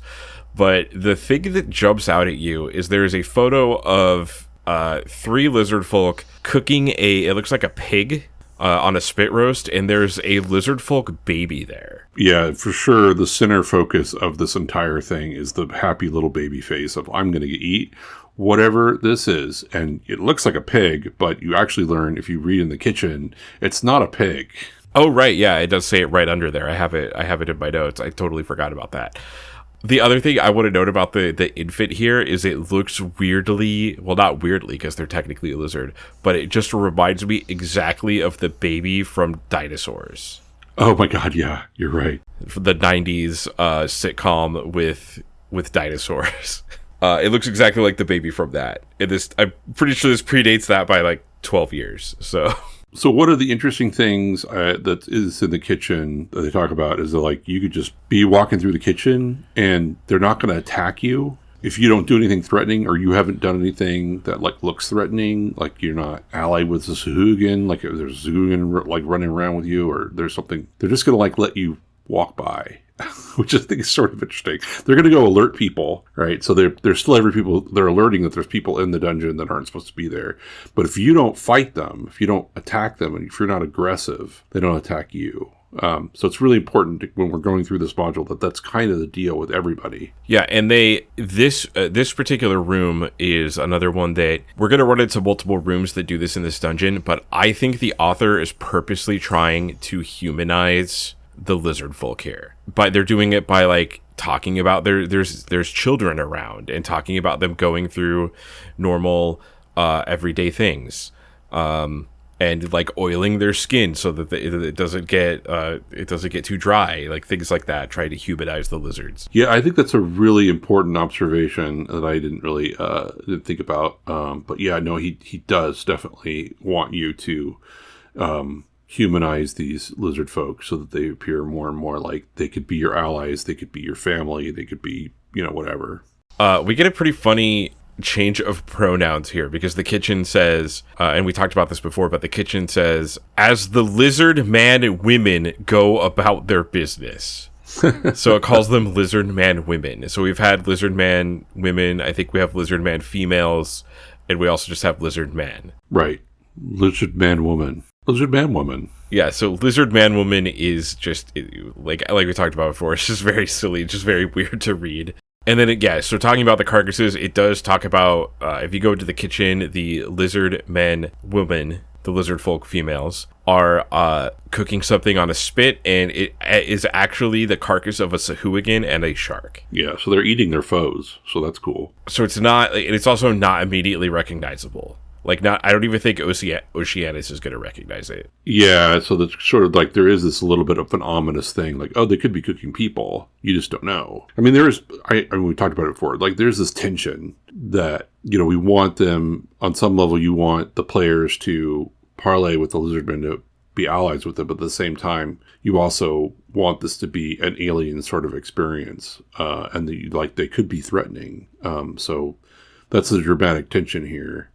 You're going through this area and, are they your friends? Are they not your friends? Well, they're roasting a thing and you don't know what it is. It could be a person. They could be, eating people. You just don't know. Right. And the players at this point should also think like, okay, well, purposely, I think the author is doing that because they want the players to think like, okay, well, if they're eating people, the way that they're interacting with us is kind of weird. They're not trying to eat us. And there's also no reports from Saltmarsh of them abducting people. Right. Because the council basically said like, hey, we think like they're awfully close to Saltmarsh. Go deal with it. They don't tell you, oh, hey, they're abducting people and eating them. Moving on to the next page, we have the store and the barracks. I think we get a little more.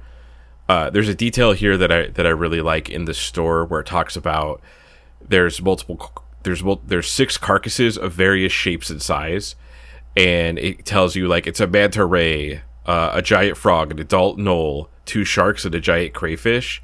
It just like it kind of humanizes them to show you like this detail of where they're keeping their food and how they're keeping it. Yeah. It talks about like they pickle food in here as well. Yeah, and you're supposed to describe them without telling them what it is. And it's like, well, it's pretty hard. Like the crayfish would be the one that's like, how do I describe a crayfish?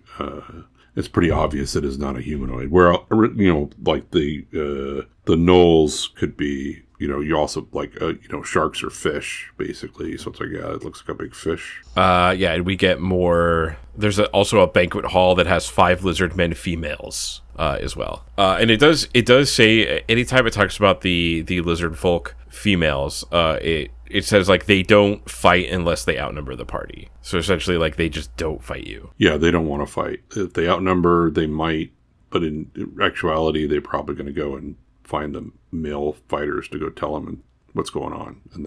And we get some more like art of the lizard men that I really like, but it's once again, it's like every single art there's no I'm not knocking on the art because I actually really like it, but every single artist that is on this draws the lizard folk slightly different with their snouts and stuff. So it's fun to see how each person draws that. Yeah, this is Jim Holloway again. So yeah, his art is fantastic.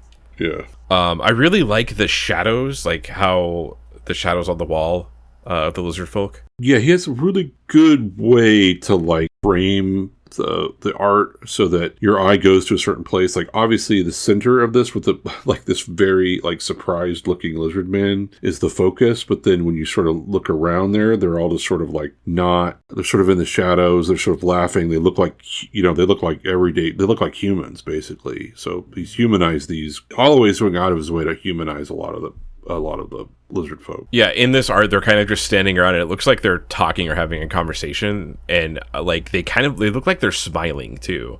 Yeah, like they're not posed to be menacing or anything like that. Speaking of on the next page 13, speaking of humanization of the lizard folk, there's some art here of 2 infant lizard folk playing some sort of game together. Yeah, it's Jim Holloway again. It's a great picture, and the kids are looking and like, oh, there's some adventurers that might come and stab them in the face. Yeah, I love this art of the lizard men kids. Like they're the lizard folk children.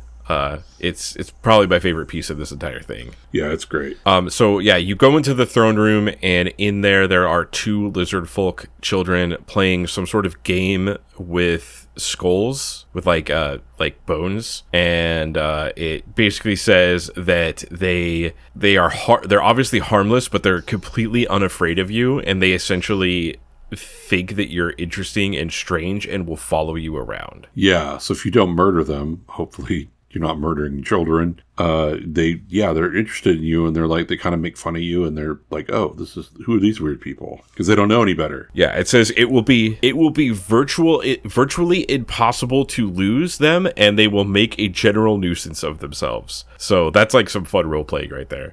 Yeah. And you do get a hint here.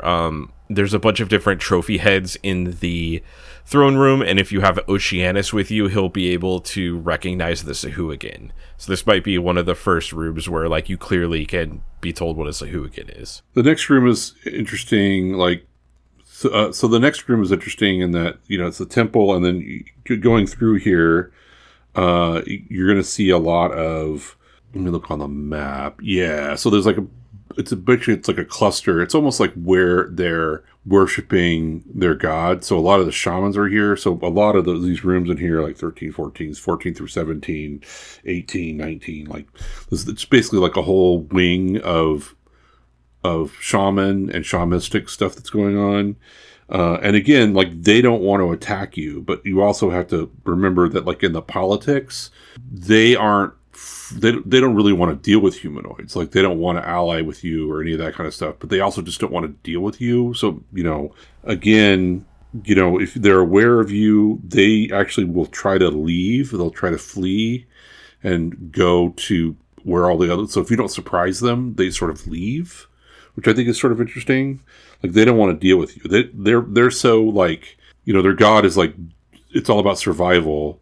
So they just don't even want to, they just want to flee and get away from you. So I think that's sort of an interesting tactic here. Like, there's a whole thing where he talks about, like, they will just all leave if they see, people in there. I do like that there's a detail here that the altar in this temple is actually hollow, and on the inside of it is I'm gonna say this wrong, I don't know how to say this, amphisbaena is an amphisbaena, which is a two-headed snake. So it's like a snake.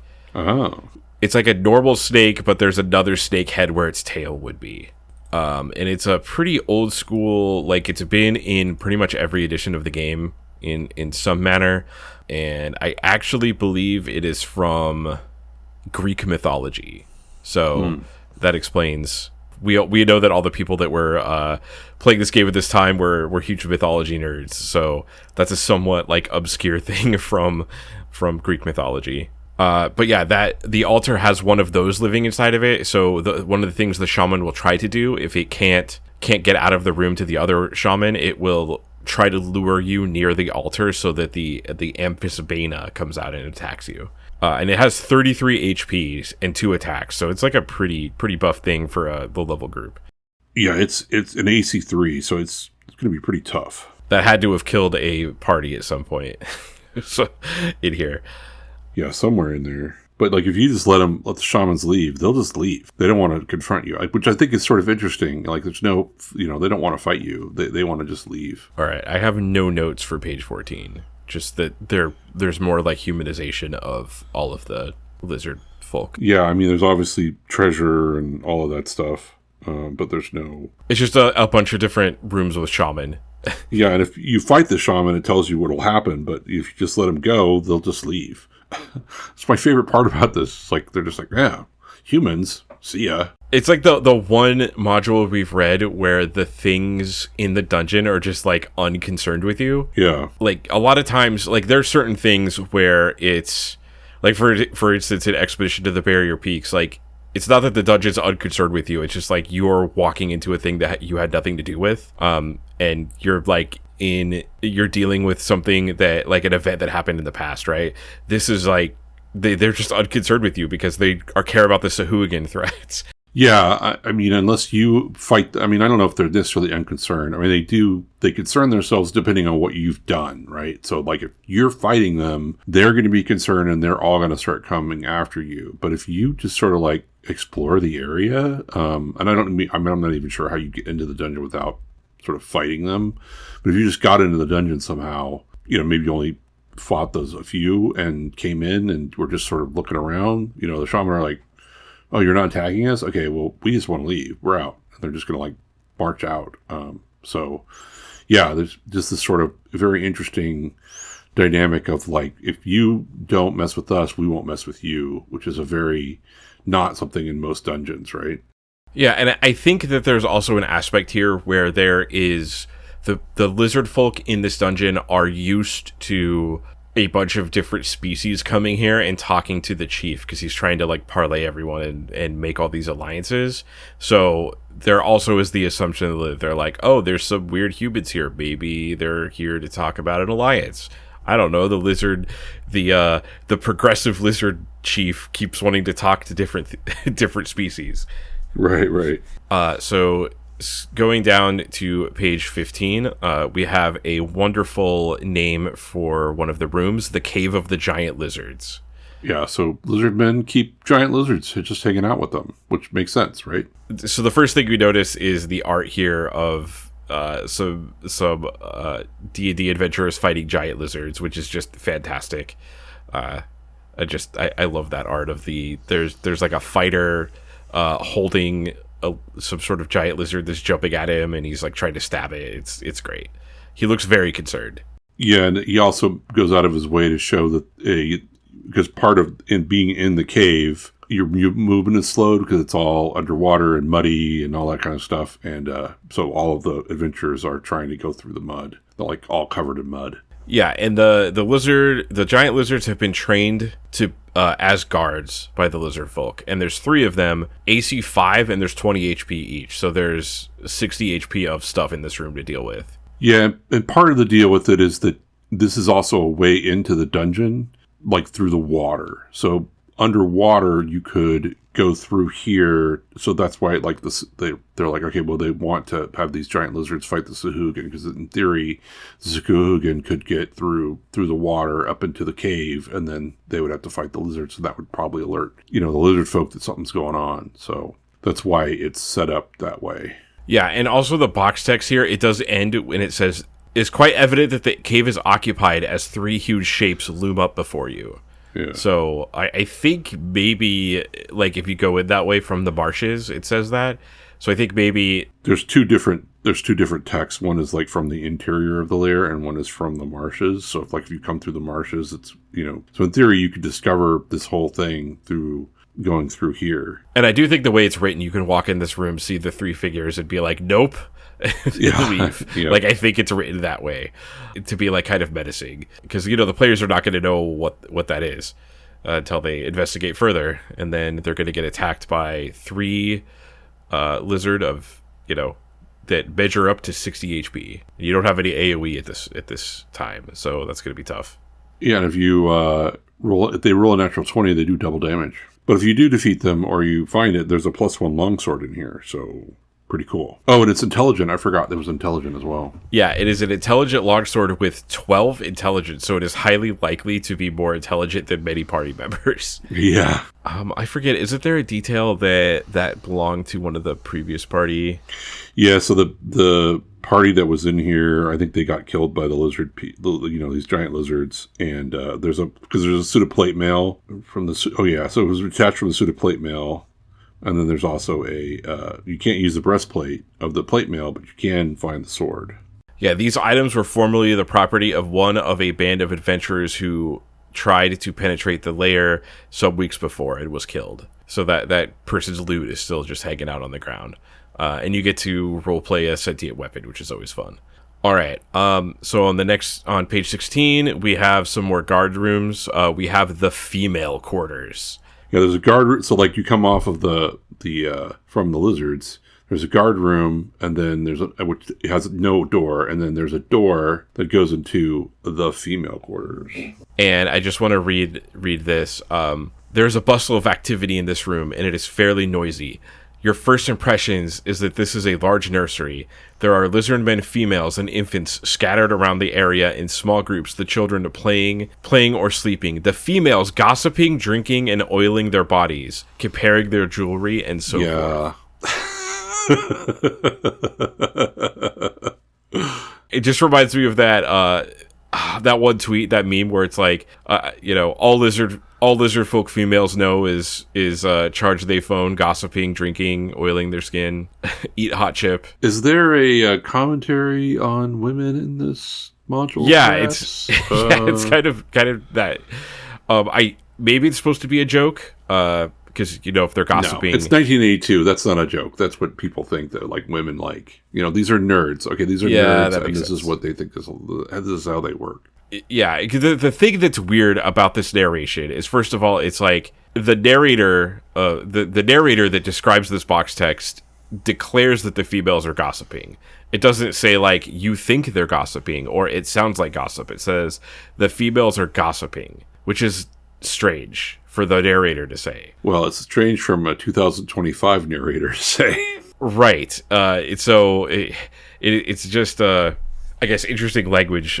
Interesting language to use there. Yeah, basically the lizards are from the Valley of the Dolls. So There's 20 lizard man females and 13 infants in here. And more. Even though that scene is like kind of ridiculous in the box text, I mean it's more like saying like, hey, these are. The weird thing about what you were saying is it's like, hey, these are acting like human females. Like that's like kind of what it's trying to say, which is messed up in a certain way.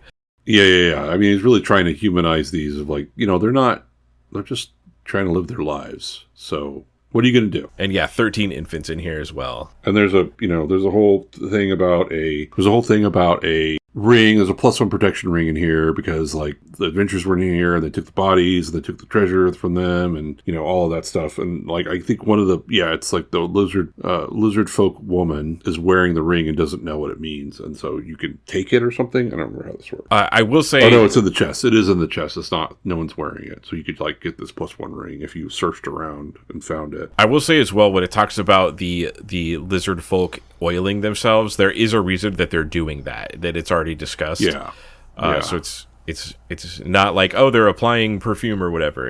They at least have a reason to do that specific thing. And then attached to the women's female quarters is the hatchery, because that's what women do. They just go and lay eggs, apparently. Yeah, so there's 200 eggs in here. There's 200 eggs buried in the mud. So remember that whole, like, the weregild thing? So if you go in here and you're just like, let's just destroy all the eggs. Like, it's going to be 2,000 gold, please. Oh, wait, yeah, 2,000 gold. Yeah, and it says, any blow will kill these infants. Even picking them up incautiously could do them considerable harm. Yeah, it's like, it's great. It's like, do we need details about killing the infants in D&D? Well, we do. How much HP does an infant have? So then there's also like that's the wing of females apparently, like looking at the map. And then if you look over, there's basically a secret door. You keep on going down south, and there's a secret door that's the treasure room, which has treasure in it and snakes. Yep. One of them, if you bite you must save versus poison or die in 1 to 4 rounds. There's a bunch of treasure in there. Like, if you steal a bunch of treasure and then you don't parlay with, I guess you get to keep the treasure, but if you parlay with the chief, he's going to want his treasure back. Yeah, it does say he will ask for it back, but to still give experience for it. Yeah. But yeah, this is where the chief's personal treasure is held. He doesn't have any magic treasure. It's all gold and money, but it's still quite a bit. So the best I can tell, so there's a guard room, and it's kind of weird. You're like, why is this set up this way? But if you look at the map, there's basically this like iron door with the guard post room to the south of it. And really, I think the idea is that like the guard room is really guarding the treasure. And also, so this is on page 17, and the thing about the guard room as well, one thing I noticed is that the box text for it, this is all it has for the box text. It says, this is a bare room with a wooden bench set against the east wall. But it has all of this text about how the gate works. So it really wants the players to like start asking the DM questions about the gate and like figuring out how to get around it by asking like natural questions about it, which is I really like that. Like it's set up it's setting the DM up for success in that part. Yeah, and again, like what I said is that like the reason why it's there in the first place is it's a dead end. It's this weird sort of like dead end to a guard room, but it's there because the guard it's sort of keeping the treasure. When I read that, I was like, why is there a guard room with just this door and it's so complicated? And then I looked at the map. I'm like, oh. And so we have the sub chief's living quarters and sleeping quarters here. In the sub chief's sleeping quarters, it does have some loot, but it says there's a prismatic kaleidoscope, which is an interesting artifact which is valueless to the party, but of great value to the sub-chief. So I wonder if that crystal in the other room is like seeding that there is setting this up. That this might be in here. You could use as a bargaining chip, basically. Because the sub-chief thinks that it is magic. All right, page 18 is the chief's living quarters. And sleeping quarters. One thing I really wanted to point out about the chief's sleeping quarters, this is in the box text. Next to the bed on the east side is a small table on which is set a crudely framed drawing of a lizard man female. So he has like a picture of a lizard folk on his bedstand, which is funny. It's like a really funny detail. Oh yeah, on the next page. So on 19, there is a recreation room, and it talks about how there's a pool of clear warm water. My first thought was like, oh, why can't they just use this for their skin? Because the Sahuagin, it's like a pool, the Sahuagin can't get into it. But it does say that it is only 15 feet deep. So I just think there's not enough water for them to use themselves, like, to wet their skin. But I don't know, is this like a plot hole? I also could say that, like, oh, it's something that's special for the chief. Like, only the chief really has access, and his his harem has access to this pool, and probably his children. So it's sort of like it's a special place only for him. I think that's kind of the idea. Okay, that makes sense. It is a 15-foot deep by 20-foot square pool, so that even like with all the lizard folk here, it's probably not enough to wet their scales. Yeah, all of them all at once. But I also think it's sort of like, well, it's his little special place where he doesn't have to do that, where, he's the chief, so he gets that area. He gets that privilege. And yeah, so here's also the royal hatchery, where there's 12 lizard man eggs. They are the chief's female's eggs. So they're very valuable to the chief. So you could actually use this as a bargaining chip. If you take one of these eggs and, I don't know, threaten to smash it or something.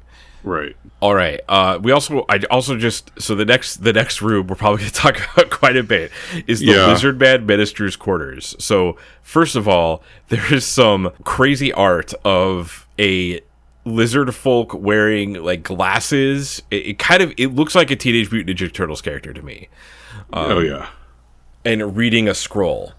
And all the other lizard folk in this art in the book are depicted as just like warriors with shields and spears and stuff, and this one is like reading a scroll, and it looks kind of old. I mean, this is the whole like deal. Like, this guy is special. Yeah, this NPC I love. So he is the minister. He's the chief's leading counselor, and he's the most intelligent lizard folk in the lair. It also says he's extremely wise.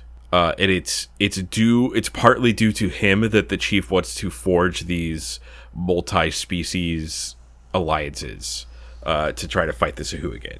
So there's a lot of text here about like how you interact with him. So hopefully, just go to the room and kill him, because that would suck. Doesn't it also say, where is it? I think he's one of the only NPCs you could actually talk to. I think he speaks Common. That's something I didn't really figure out. I couldn't figure out if they all understood Common or not. Or they only understood Lizardmen. But he definitely speaks Common, for sure. And probably other languages as well. Yeah, and he will, if he talks, he will first try to suss out, like, what you think about the Sahuagin. And, if you get here and you don't find out about the Sahuagin, your party's probably going to be like, Sahua what? What are you talking about? Yeah, and then Oceanus will hopefully be in your party and you can say, like, oh, they suck. And yeah, this is another situation where Oceanus being with you could really like kind of change the dynamic of the entire dungeon, because not only can he can speak to certain characters later, but he also is going to know about the Sahuagin and will be able to fill in the characters on it. It also does remind you to like remember the status of like what the shaman think about the minister, because all of the shaman in this layer are they're the conservatives, and they do not like the minister or trust him because he's the main progressive that is causing the chief to talk to these other species. Yeah, they would like to basically sacrifice him to Samayana, their god. He was the Lizardman god. They want to sacrifice the Lizardman god and move on. All right, and going to the next page, on page 20, we have the Lizard Man Minister's sleeping quarters. So it talks about all of the books that he has. It lists like a bunch of random names. I looked up these names just as I was like, are these Greyhawk are these like random Greyhawk important characters. They are not. However, obviously the book number 3, The Occult Properties of Gemstones by Mage Tensor. Mage Tensor is one of the 8. So he's, obviously Tensor of Tensor's Floating Disc. I'm trying to remember. I think it's Ernest Gygax. Yeah, I think you're right. I think that's right. Yeah, that's right. Yeah, so Tensor is originally Ernie Gygax's character because Tensor is an anagram of Ernest. So that's a way you can remember it's his character. So, that's an important character in Greyhawk. The other names seem to be made up. I cannot find any sort of reference to them anywhere else. I do love this sentence in the book that Tensor wrote. It says, if players want their characters to read this book and demand to know something of its contents, the Dungeon Master's imagination may be stretched. Which, like, if you have ever DM'd, you know how frustrating it is when your players are like, oh, I'm in a library, I read all the books. What's in them? Tell me. Yeah. Tell me what's in every book. I read them all. Like, God damn it. And then there's also a book here, A Lizard Language and Common Tongue Grammar, which, if you have a certain amount of intelligence, I think it's, 11 or more, you could study this for 6 months and learn Lizardmen language. And then we have the Drill Hall. There is a Sahuagin hide in here, and there is some more text I wanted to talk about where it says, the DM should not reveal to the players that the hide is of a Sahuagin unless the characters have previously encountered or identified one, only giving vague information about its size, shape, coloration, and so forth. However, if Oceanus is with the party, he will recognize it instantly and identify it. So it kind of just, it's just funny watching. It keeps telling you to, like, hide that from the players. Right. So I guess this is your reward for still having Oceanus alive at this point. Yeah. I mean, there's a lot of, I don't know, they're definitely going for tension. And, in this room is the chief and a sub-chief. This is where you could actually start to parlay with the chief if you haven't already sort of tried to do that with others here. And they're sort of like, I mean, I don't know, you just stumble on these people and they're just like, what? What are you doing here? Why are there smooth skins here? What's going on? Yep. Yeah. And they're just practicing. They're like practicing how to fight. And they're teaching other people how to fight, or other, lizard folk. And then if we go to page 21, we also get some great art of lizard folk fighting each other, which I love. I love all the lizard folk art in this module. This is like I've been really impressed with all the art in this one. Yeah, it's great. It really is. I don't have anything else on 21. Well, 21 is a lot of cells. So there's a lot of, like, iron gates and guard posts and cells. So it's like this is where they're keeping prisoners and things like that. The most important one is the very end of the page, which is the water cell. Yeah, so there's water cells in here, which if you open the door, you essentially find that these prison cells are filled with water. Like, you open the door and there's just like a pool of water underneath you. And in fact, it says, like, if you open the door and just walk in, you will fall into the pool. So here's in one of these water cells, on page 22, in one of the water cells, there's a Sahuagin warrior, who speaks common and is extremely cunning, and he basically will try to lie to the party members and trick them and say that he's being, oh, right, that's right. It lies to the party and tells them it's a Triton. Yeah. So obviously, if Oceanus is there, none of this is going to work. But and just to kind of go back to the map, like we've already talked about the sub-chief and the drill hall and all that stuff. You may have just bypassed that. Like, on the map, you could just keep walking and go right past all of that. It's not like, I don't want anyone to get the impression that we're talking about these rooms and you have to do them in order. Yeah, that's not they're all in different places and all in different parts. So you may just bypass the hall. You may bypass the minister and go right into downstairs into the cells and find the Sahuagin. Yeah, you could just come straight in here. So yeah, this is I know we've talked about it before, but the requisite NPC that betrays you in a dungeon that's in every one of these modules. There's at least one of them. Yeah. Here's that NPC for this one. However, yeah. Oceanus will tell you it's a Sahuagin, identify it for you, and basically will strongly advise against allying with it. And if you choose to do that, he will like basically attempt to kill the Sahuagin right there. Right. And then, like, you don't get to play Oceanus anymore. Yeah, Oceanus leaves the party. Yeah. But that's like a pretty fun little role-playing moment for sure that I do like that. Page 23, moving on. So there's the barrack. This room has barracks, and there's more like humanization of the Lizardfolk here because it talks about there are 3 Lizardfolk here seated at a table, and they're playing a game with crude wooden dice. So just like, hey, these people are just hanging out in here. Yeah. Like, don't get too carried away. Yeah, and then I guess what I want to say is that there's a lot of barracks, there's a lot of officers' quarters, there's a lot of, like, they're sort of gearing up for this sort of war. So that's why you see so many places with barracks and a lot of, like, Lizardmen doing this, Lizardmen doing that, and drilling and doing all these things. Yeah, you're in their. This is a dungeon, obviously, but it's kind of like you're in their home in a way. This kind of reminds me of the top area in Against the Giants, where it's just like giants hanging out because you're in where they live, like you're going into where they live, so you see their kitchen, you see their sleeping quarters and stuff like that. Like, this is what they're going for here. Yeah, and it is. They do say that originally it's a stronghold, like it's it's a place for them to assert their power. So that's why there's a lot of barracks, there's a lot of officers' quarters, there's a lot of places to hole up and gather forces and go attack things. So I mean, you can play these Lizardmen smart. They're going to go and run over to the other barracks and go grab the other ones that are there. If if someone's in there like threatening them, I think if the players start to be real idiots, there's a whole chance here of just like all of these lizard folk just coming in and just completely murdering the party. I mean, there's no way they're going to be able to take on like 25 lizard folk with like 3 giant lizards and like a chief who has 40 hit points and and shaman, they all have spells. No way. Yeah. So you I don't think you could fight your. It's going to be really hard to fight your way through this.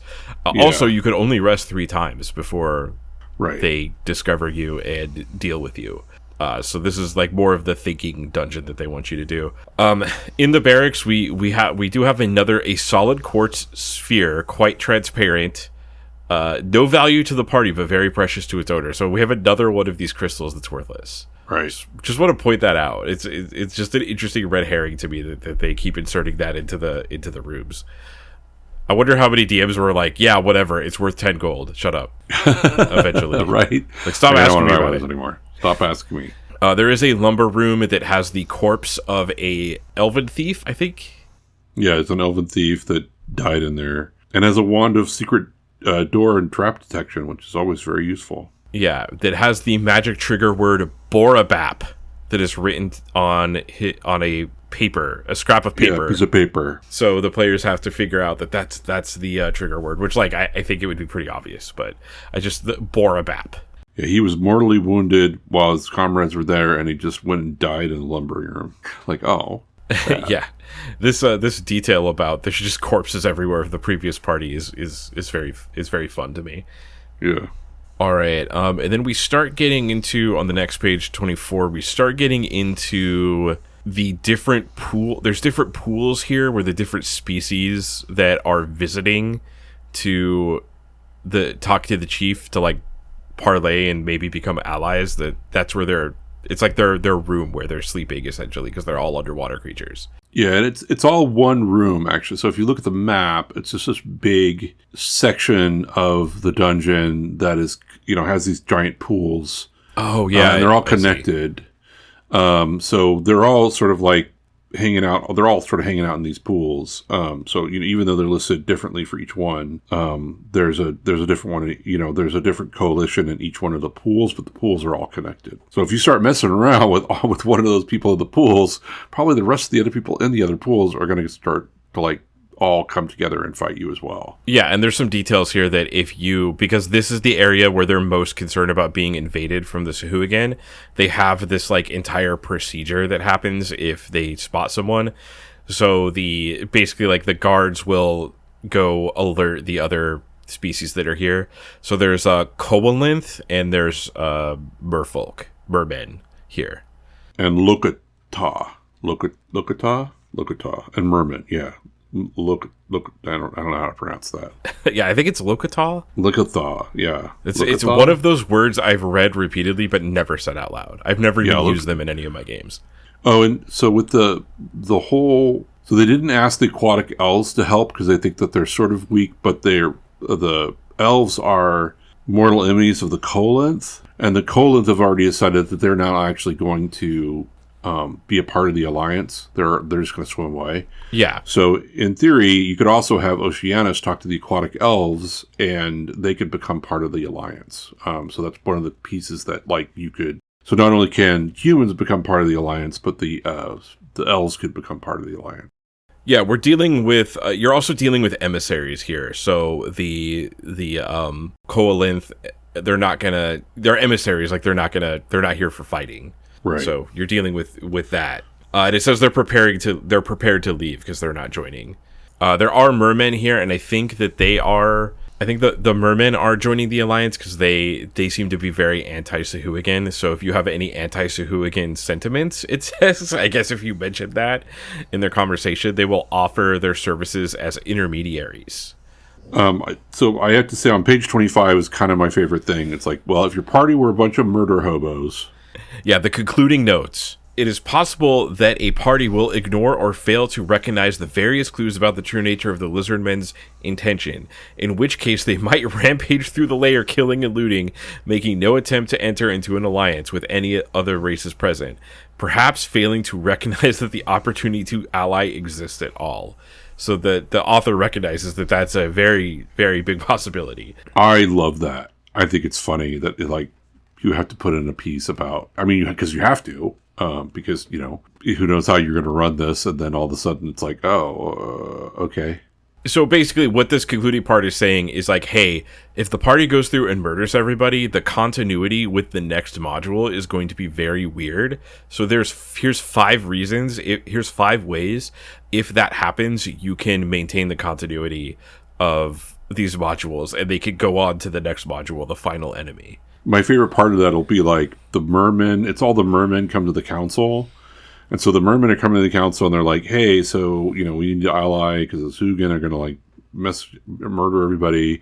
And, we were going to ally with the lizardmen, but for some reason they were all killed. And I would just want to have the entire party there at the council meeting, and they're all just yeah, sorry about that. It does mention that in the text too. So it says the mermen will show up to Saltmarsh and say hey, the Sahuagin killed everyone. All the Lizardfolk are dead. And it says, at this point, the council members glance somewhat nervously at each other, but these men are politicians and quickly reach a tacit agreement to keep their mouths shut. Yep, that's great. It's so funny. That is hilarious. That is very la la la la la. Didn't mean to kill your allies. Da da da da. Oh, huh. Oopsie. There's also an optional venture, Kyle. Next on page 26. Yeah, this is interesting. So basically, the optional adventure is if you don't want to do the weregild thing and pay the lizard man chieftain his due for killing all of his friends and all of his family, you can go kill this big crocodile. That's basically what it is. But the cool, interesting twist is that there's a dragon. Yeah. So the twist is it basically it gives you this optional venture. So you have an option if the players can't pay the weregild, if they kill a bunch of lizardfolk, the chieftain will say hey, go deal with this giant alligator. Crocodile, giant crocodile. But the twist is when you go to deal with a giant crocodile, you find out that it's actually been brain wiped because there's a pan lung that is using it as to guard its lair. Stop time. Hey everyone. A Eastern dragon shows up suddenly at the end of this module, and Kyle and I have a pretty short discussion regarding that. Obviously, this is a book from 1982, so they still use the word Oriental, and we basically read the text. So just wanted to warn you, if that's not something you care to hear, skip forward about 5 minutes or so to get to the end of the podcast. Thanks. Time begins to move. And I can't remember. Wasn't there another Pan Lun and another adventure that we read? I can't remember there. Yeah, we had one in Dwellers of the Forbidden City. Yeah, that's it. But it's just like I do love there's art of the adventurers fighting this giant crocodile, and then over the tree there's a panlung just like staring at them. So that's like kind of a twist. It's like, oh, it's actually a dragon, you guys. You're gonna have to deal with the dragon. And it's sort of interesting because like the lizardmen can normally deal with the crocodile. They talk to the crocodile and say, "Hey man, chill out, don't kill us." And the crocodile's like, "Oh yeah, no, you're a lizard too. We're cool." But this giant crocodile's like, "No, I'm just gonna murder you anyway." And they're eating all of his like folks and stuff. So they're like, "What the hell's going on?" And it's really this Panlun that is it's mind controlling them. Yeah, mind controlling it. Yeah, yeah. So that's. I also love that like we're trying to stay away from saying Oriental. Yeah, but it does say Oriental Dragon's Lair. Oriental Dragon Lair. Yeah, we can't. Yeah, I'm sorry. And I'm saying it, but I think it's important to say, hey, this is this old language. Yeah, this is module. This is the language that the book uses. Yeah, we don't want to use this, but it's in the book. Yeah, but we're just it is in the book. This is like partially why there's a disclaimer of it. But like, yeah, as I was reading through this, I was like, oh, okay, there's a Panlung here. Like, yeah, okay, okay. You could always just replace it with a different dragon. It doesn't need to be a Panlung, but still, it's I do like the twist of. I do really like the twist of that to this adventure. Yeah, it's almost like he's trying to say like, well, just a giant crocodile isn't going to be enough of a challenge, but let's put a dragon in there too. This, and the dragon isn't that, that powerful. So yeah, it has two AC, which you have to roll pretty good at this level to hit that. Yeah, but only 24 HP. Yeah, and I don't. The Panlungs have a bunch of weird powers. I'm not like they have a power called Water Fire. I'm not 100% sure what that does. Actually, future Kyle, what does water fire do? Stop time. Water fire is a power that Eastern dragons have. When they are touching water or they are underwater, they can surround their body in the book describes it as unearthly stuff that does damage like a demon's flame if you're around it. So the Panlung, if you touch it, it does 1d6 of fire damage to you after it activates water fire. And this lasts for 2 to 120 rounds. Time begins to move. Awesome, thanks. And now we're off to the appendix. Oh, I do also want to point out the art of, on page 26, the art of the chieftain super looks like a super Ninja Turtles character to me. Yeah, like what's going on with his? It's like half his head is in this metal thing. Like yeah, what? It's like it looks like I think it's supposed to be like a leather cap, but it looks like he looks like half cyborg to me. Yeah, but it looks like there's rivets. Yeah, I'm like what is going on here? And then like his left arm looks like it's also robotic. So I don't know what's going on. Yeah, so it's just like. That's why he looks like a Ninja Turtles character to me, because he looks like he has like a cyberpunk. Yeah, it's like what is cyborg skull? But it's fun. It's a fun, it's a fun drawing. But it's also like, wait, should this be in a little sci-fi adventure? Yeah. So page 28 is the appendix. It has the plot for the entire thing. So if you wanted to like maybe remind yourself what's going on, you could just flip to the back of the appendix and read everything. But it's essentially the plot that we went through in it. As we were talking about this. Yeah, and then also, it has all the stats for the chief shaman, the sub-chief, the chief, gives you spells and stuff for all of them and all that stuff. So, it's important. Yeah, and it does note that Oceanus is I don't remember if it said this in the last one, but he is a 3rd level fighter thief. So 3rd level fighter, 3rd level thief. I think he's kind of probably going to be your toughest character there if you started with the first adventure, because you're probably not, most of those characters might be 2nd level by now. Yeah, he's got 17 strength. 18 dex. So he's got some pretty good stats. Yeah. All right, so that's basically Danger at Dunwater. So Kyle, what do you think about, like, what are your closing thoughts on Danger at Dunwater? I love it. I have to say, there's parts that are like heartbreaking, and that like there's this great dungeon that you probably shouldn't do, or at least you should only do part of it. But I think it's a great module. I think it's one of those things. I was really thinking about that this module is expanding the horizon of what a module can be and how things can work in an adventure. It doesn't have to be you go in again, and Secret of Saltmarsh is like this too. You don't have to just go in and like kill everything. You can stop and think and decide how you want this, how you as these adventurers want to proceed and how you want things to go. It's not just like, hey, let's just go hack and slash. It's the power of role playing to not be like a video game of where you can stop and not slay everything in the dungeon and like parlay and have conversations and form alliances and do these things that like it's really hard to do in a video game. But here, because of the power of your imagination, essentially, you can really do something different narratively. Right, and it's interesting because both of these are kind of deconstructions in a way, and this is 1982, so it's like pretty early in modules.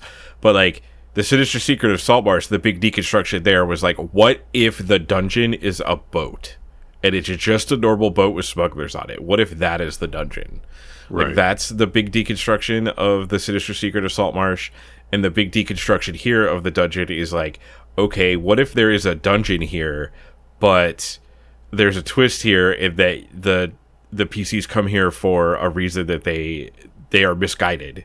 They are wrong about the reason that they are here, and they have to figure that out. That's the dungeon, is figuring out what is the actual picture of what is going on here instead of walking in and stabbing everything. Yeah, I'm super glad to read this next one. I'm excited to read the next one because we're gonna finish the series. But yeah, I think it just gives you this expansion of like, a dungeon doesn't have to be just a dungeon where you go kill everything and find traps and find treasure. A dungeon can be a living, breathing thing where people live, and this is where their home is, and they're just trying to survive, which is kind of a really cool concept. I really enjoyed this quite a bit. And the author does know that they're deconstructing this, because they even give you, there's multiple points where they're like, they know they're deconstructing it because they tell you, hey, you should do it this way. I know that you're just going to want to say like, hey, you walk in the room and see a hooligan corpse, but don't do that. Like, don't spoon feed them what's happening. Like, do it this way. And it also builds in ways that you could continue the adventure even if the players like don't get that and start killing everything. The author's like fully aware with what they're doing here. It's not they didn't just stumble into this. Yeah, pretty cool for 1982, I gotta say. Yeah, this is I've been pretty impressed with the Sinister Secret of Saltmarsh and the Danger of Dunwater. So the next one is U3, the Final Enemy. So I'm looking forward to reading that as well. Right. Yep. All right, so that was The Danger at Dunwater. Join us next session for The Final Enemy.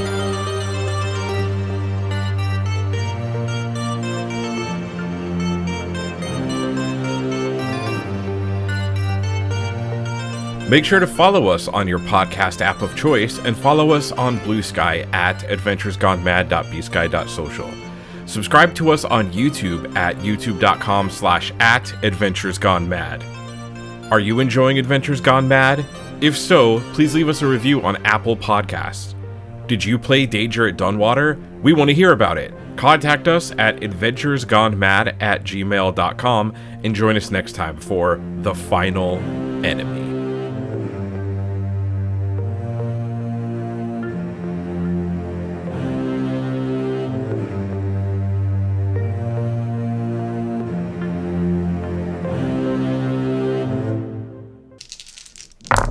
Two and then three. My dog is putting her head in my lap, and I don't know why, other than she wants more food.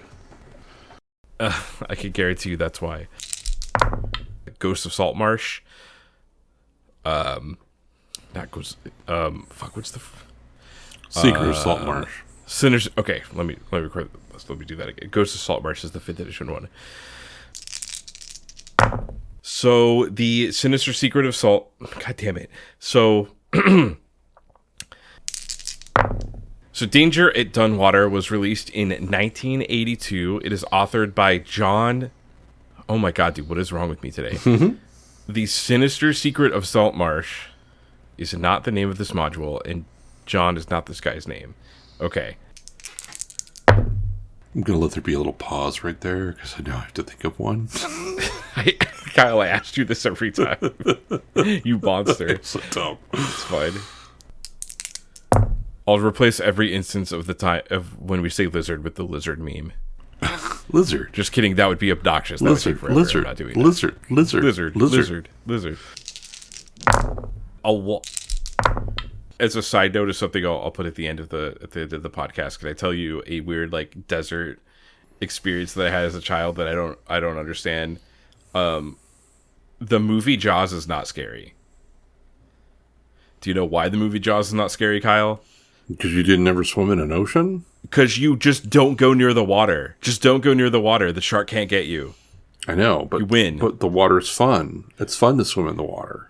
It's not like Freddy Krueger who comes into your dreams and kills you. Like the Jaws shark, you just don't go near the water. I never understood why I never found it scary because I grew up in a desert. So you're not going to incidentally be near water. So it's like, unless you go out of the way, the shark's not going to get you.